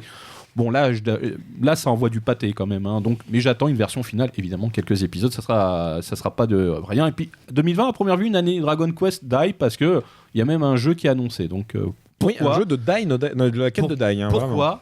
Je ne sais pas, un délire, l'alcool, la drogue, tout ça en même temps réuni, mais bon, bref. Peut-être que le partenariat avec la Switch pour Dragon Quest S qui a cartonné a peut-être relancé un minimal intérêt d'un partenariat. On verra bien. Moi, je suis Square, Jump, tout ça. Moi, je suis client. Voilà. Bon, en tout cas, on passe à un coup de gueule. Étonnamment, sûrement de Kobito. Oh, alors, comment c'est possible ? Et Qui m'a marqué l'éditeur Delcourt Tonkam qui réfléchit à l'éventuelle réimpression des volumes manquants de Dragon Quest, la légende de Dai, Dragon Questo, Dai no Daiboken. Ce n'était pas marqué, mais j'avais envie de leur dire parce que j'aime bien ce titre. J'adore, c'est formidable ce que tu fais. Alors oui, exceptionnel. Alors un coup de gueule, oui, non, parce que ils réfléchissent à réimprimer tous les manquants. Je peux vous dire qu'il y a un gros morceau de manquant dans la nouvelle édition. On a regardé ensemble. Et c'est un truc de fou, quoi. Il y a plus de, c'est plus facile de dire combien il y a de dispo que c'est débile. Et là, la question c'est on réfléchit à les réimprimer. Mais non, quand tu as une actualité comme ça et qui va potentiellement remettre en avant, même si tu n'en réimprimes pas 3000, tu essayes d'en réimprimer une quantité minimale, rien pour relancer après, le truc. Peut-être qu'ils réfléchissent dans le sens qu'ils attendent de voir qui va l'acheter, pour peut-être faire un partenariat avec. Enfin, tu vois, c'est des questions qui se posent. L'animé sort pas tout de suite, de toute façon. Non, mais de toute façon, l'animé sera acheté par une des plateformes France. Oui, mais peut-être qu'ils attendent un tout petit peu de voir l'engouement des gens via les réseaux et tout. Déjà, envisage de réimprimer une quantité honnête. Ça se fait pour Doro et Doro, ce genre de choses. Des titres qui se vendent pas énormes, mais il y a quand même un public. Ça serait bien de pouvoir relancer le starter, de donner déjà permettre aux gens qui avaient déjà commencé la collection de la finir potentiellement. Et puis, avec la bonne pub, peut-être en recruter des nouveaux et des nouvelles. Je veux dire, Dragon Quest de Dai, c'est un truc de fou. Moi, c'est une de mes séries majeures. Là, l'animé en plus, ça fait beaucoup de choses qui peuvent qu'aider à la vente. Quand on voit le prix d'un volume, ça ne peut que donner envie de réimprimer. Parce qu'à 90, voire 120 € le volume, qui à la base doit être à 6,99, 6,90, excuse-moi, quoi. Oui. Voilà. Effectivement, qu'est-ce que tu veux que je te dise de plus ? Oui. Moi j'aimerais bien la faire, donc ça faisait longtemps que je voulais. Moi aussi, je veux me la refaire, la version Tonkam, puisque là j'ai lu, je l'ai revendue parce qu'elle était. Alors, effectivement, je l'ai kiffé. Objectivement, c'était de la merde au niveau du papier, de l'impression, du découpage, voilà. Mais pas de la traduction. Comme le disaient les vieux, on se laverait pas les fesses. La traduction au début, c'était. Les vieux ils disent c'était mieux avant. Là, c'est la preuve que c'était pas mieux avant. Non, parce que au début de la traduction, il y avait Aban, le héros, celui qui va former Dai. C'était traduit par il/elle parce qu'à un moment donné il a une perruque. Je savais pas. Il avait une perruque. Si, vraiment. Si. Ils ont mis ça. Oui, parce qu'il avait une perruque, tu sais, comment un rouleau. À bouclette. Et donc il/elle. J'ai fait c'est il en fait, parce qu'une fois que sa veste est arrachée, c'est évident que c'est il. Dit-il avec beaucoup de sueur qui perd sur son front. Ah bah voilà quoi. Et on va maintenant passer à Echo, qui a un coup de cœur de dernière minute. C'est l'annonce de 2 films Ghibli. Et oui, en profitant de leurs vœux de fin d'année pour 2020, les studios Ghibli ont annoncé qu'ils étaient en train de travailler sur 2 nouveaux films. Le premier serait de Miyazaki père et le second serait peut-être de Miyazaki fils. Et c'est juste un réel plaisir et une joie immense de voir que voilà, le Ils studio vont est faire toujours 15 là minutes et- chacun, ça va faire 60 C'est minutes. pas grave, c'est Miyazaki déjà père ça. qui n'a fait effectivement que même pas 15 minutes en C'est pas 3 ans de grave, production. c'est pas grave. Moi, Ouais, il ça me fait finira pas plaisir. son juste film, il sera l'annonce crevé avant. Et bah, qui le vient de fils fêter ses... finira, c'est pas Oui, grave, oui, c'est voilà, pas voilà, non, mais non. Arrêtez les rageux, moi ça me fait plaisir. Oui, je mais suis c'est pas une histoire de contente, rager. c'est l'essentiel. Ah, mais tu Il es y avait une année Mais de ne- sortie ou quoi? Enfin, je veux dire, Je sais pas. on sait Non, pas. n'abusons pas. Il a n'abusons dit pas. clairement qu'il le ferait à son rythme. Voilà. Le studio, de toute façon, un peu rien à faire à ce niveau-là. Enfin, de toute façon, comme Ah, mais ils il sont... est pas fermé, mais il est en. Comment on peut Ah, il est dire fermé, en vase clos. si, oui, on va le dire. Ouais, un C'est petit c'est peu. un peu ça. Il faut arriver au boulot en il a déambulateur rouvert- quand même. Il hein. C'est vrai. il n'a réouvert que parce que Miyazaki a dit je me mets sur un nouveau film, quoi. Bah ça me fait plaisir quand même, voilà, et c'est Voilà. une bonne nouvelle et ça a égayé ma journée. Waouh. Après avoir pété des lunettes, c'est génial. Mais quand ça me cassait les couilles, celui-là. Très bien, super. On en a fini avec les coups de cœur, les coups de gueule. Et on a vu, on a lu, et même l'émission en général, c'est la fin. Alors, Echo, où est-ce qu'on peut retrouver? C'est qui les partenaires? Vas-y, fais-nous le tintouin. Alors, bien sûr, nous remercions nos partenaires Ayaku Shop, la librairie située au 4 rue d'An dans le 5e arrondissement de Paris. Toujours là en 2020. Toujours là, et oui, elle tient bon. Et nous remercions également les images dérisoires à qui nous faisons un gros coucou. Coucou James Kuhn, bonne Toujours là en année. 2020. Kuhn. Oui, oui, il m'a Toujours d'ailleurs là un en peu 2020. confié 2-3 trucs de son planning. Il a déjà quelques petits trucs de Ne prévu. spoil Il est chaud putain. Non, mais non, je spoil pas. Il est chaud patate. Ouais. Bah merci à vous de nous avoir écoutés. On espère que vous commencerez l'année 2020 avec des bons os. Attends, il y a un truc que tu dois lire. C'est quoi le générique de fin? Parce que Ah j'ai- non, je pensais que t'allais annoncer autre chose. Tu On voulais- a une idée. Financement. Ah oui, Ah oui. bah, on l'a pas encore développé Non, mais- du tout, mais on non, va mais on peut en bientôt parler. lancer un Ulule, un Patreon, un Litchi, je ne sais pas, il faut qu'on étudie un peu Voilà. ce truc-là, mais oui, 2020, c'est l'année où on va lancer normalement un financement participatif. On va le faire au bout de plus de 7 ans. Et voilà, effectivement. Donc voilà, tu m'as pris au dépourvu, je savais pas du tout Total, que il on adore l'annonce faire comme ça. Il J'adore adore faire ça. ça. Déstabiliser l'ennemi. Bah en tout cas voilà, pour l'instant ça ne sert à rien de chercher, il n'y a rien, Non. mais on est en train de travailler dessus avec Cobb, on va voir exactement ce qu'on va faire, sur quelle plateforme, les contreparties et tout, mais De bon toute façon, voilà. on communiquera sur les réseaux sociaux en temps voulu. Et bien donc sûr, ne vous en faites bien pas. sûr. Ah non, mais là, on tease. En tout cas, on vous remercie pour le soutien que vous nous apportez depuis maintenant tant d'années. Kobito peut en témoigner, hein, puisqu'il est le dernier survivant, comme on lui a dit récemment. Ouais, c'est vrai. Alors, ça te fait quoi d'être sur les rangs de l'enfer? Ah bah. Est-ce que souvent tu croises le fer? Pas souvent d'ailleurs, mais. Oh, ah, c'est pas mal. Ça. Contre les foules et On bandits, dit, dans les Et villages. dans le chaos des esprits. Oui, voilà, dans les villes et les villages. Donc c'était donc ça. Ah, elle comprend C'est pas qu'il y a là-bas. des survivants, non, mais- Merde. Est-ce qu'on T'as peut vu- non mais finir t'as vu ses yeux vides, genre quand tout. Je ne comprends pas, non, Pas, c'est pas grave, comprends elle a pas lu Shaman King, donc tu crois vraiment pas qu'elle a lu Kutonoken. Attends. Vas-y, lis là. Vas-y, lis là. Alors, c'est quoi l'ending de fin? On va vous quitter sur quoi? Vas-y, lis-le, parce que c'est Eh un ben, très ce long en sera japonais, j'ai envie de un t'entendre. ending des enfants du temps. Oui. Ainadei Kiru Koto wa Mada Arukai. Tu peux le refaire, ce Thunder parce que... Ainadei Kiru Koto wa Mada Arukai. Bim Oh, oui, très bien, Bim très Allez, bien. par Radwips. Mais bordel, il y a que 2 syllabes, mais c'est en anglais. Radwips. Oui, c'est pas très Radwimps. Voilà. Voilà. Lisez des mangas, c'est bon pour vos chakras. Matez des animés, c'est bon pour votre santé. On vous kiffe, des bisous. À la prochaine. Salut. Ciao, ciao. Ciao.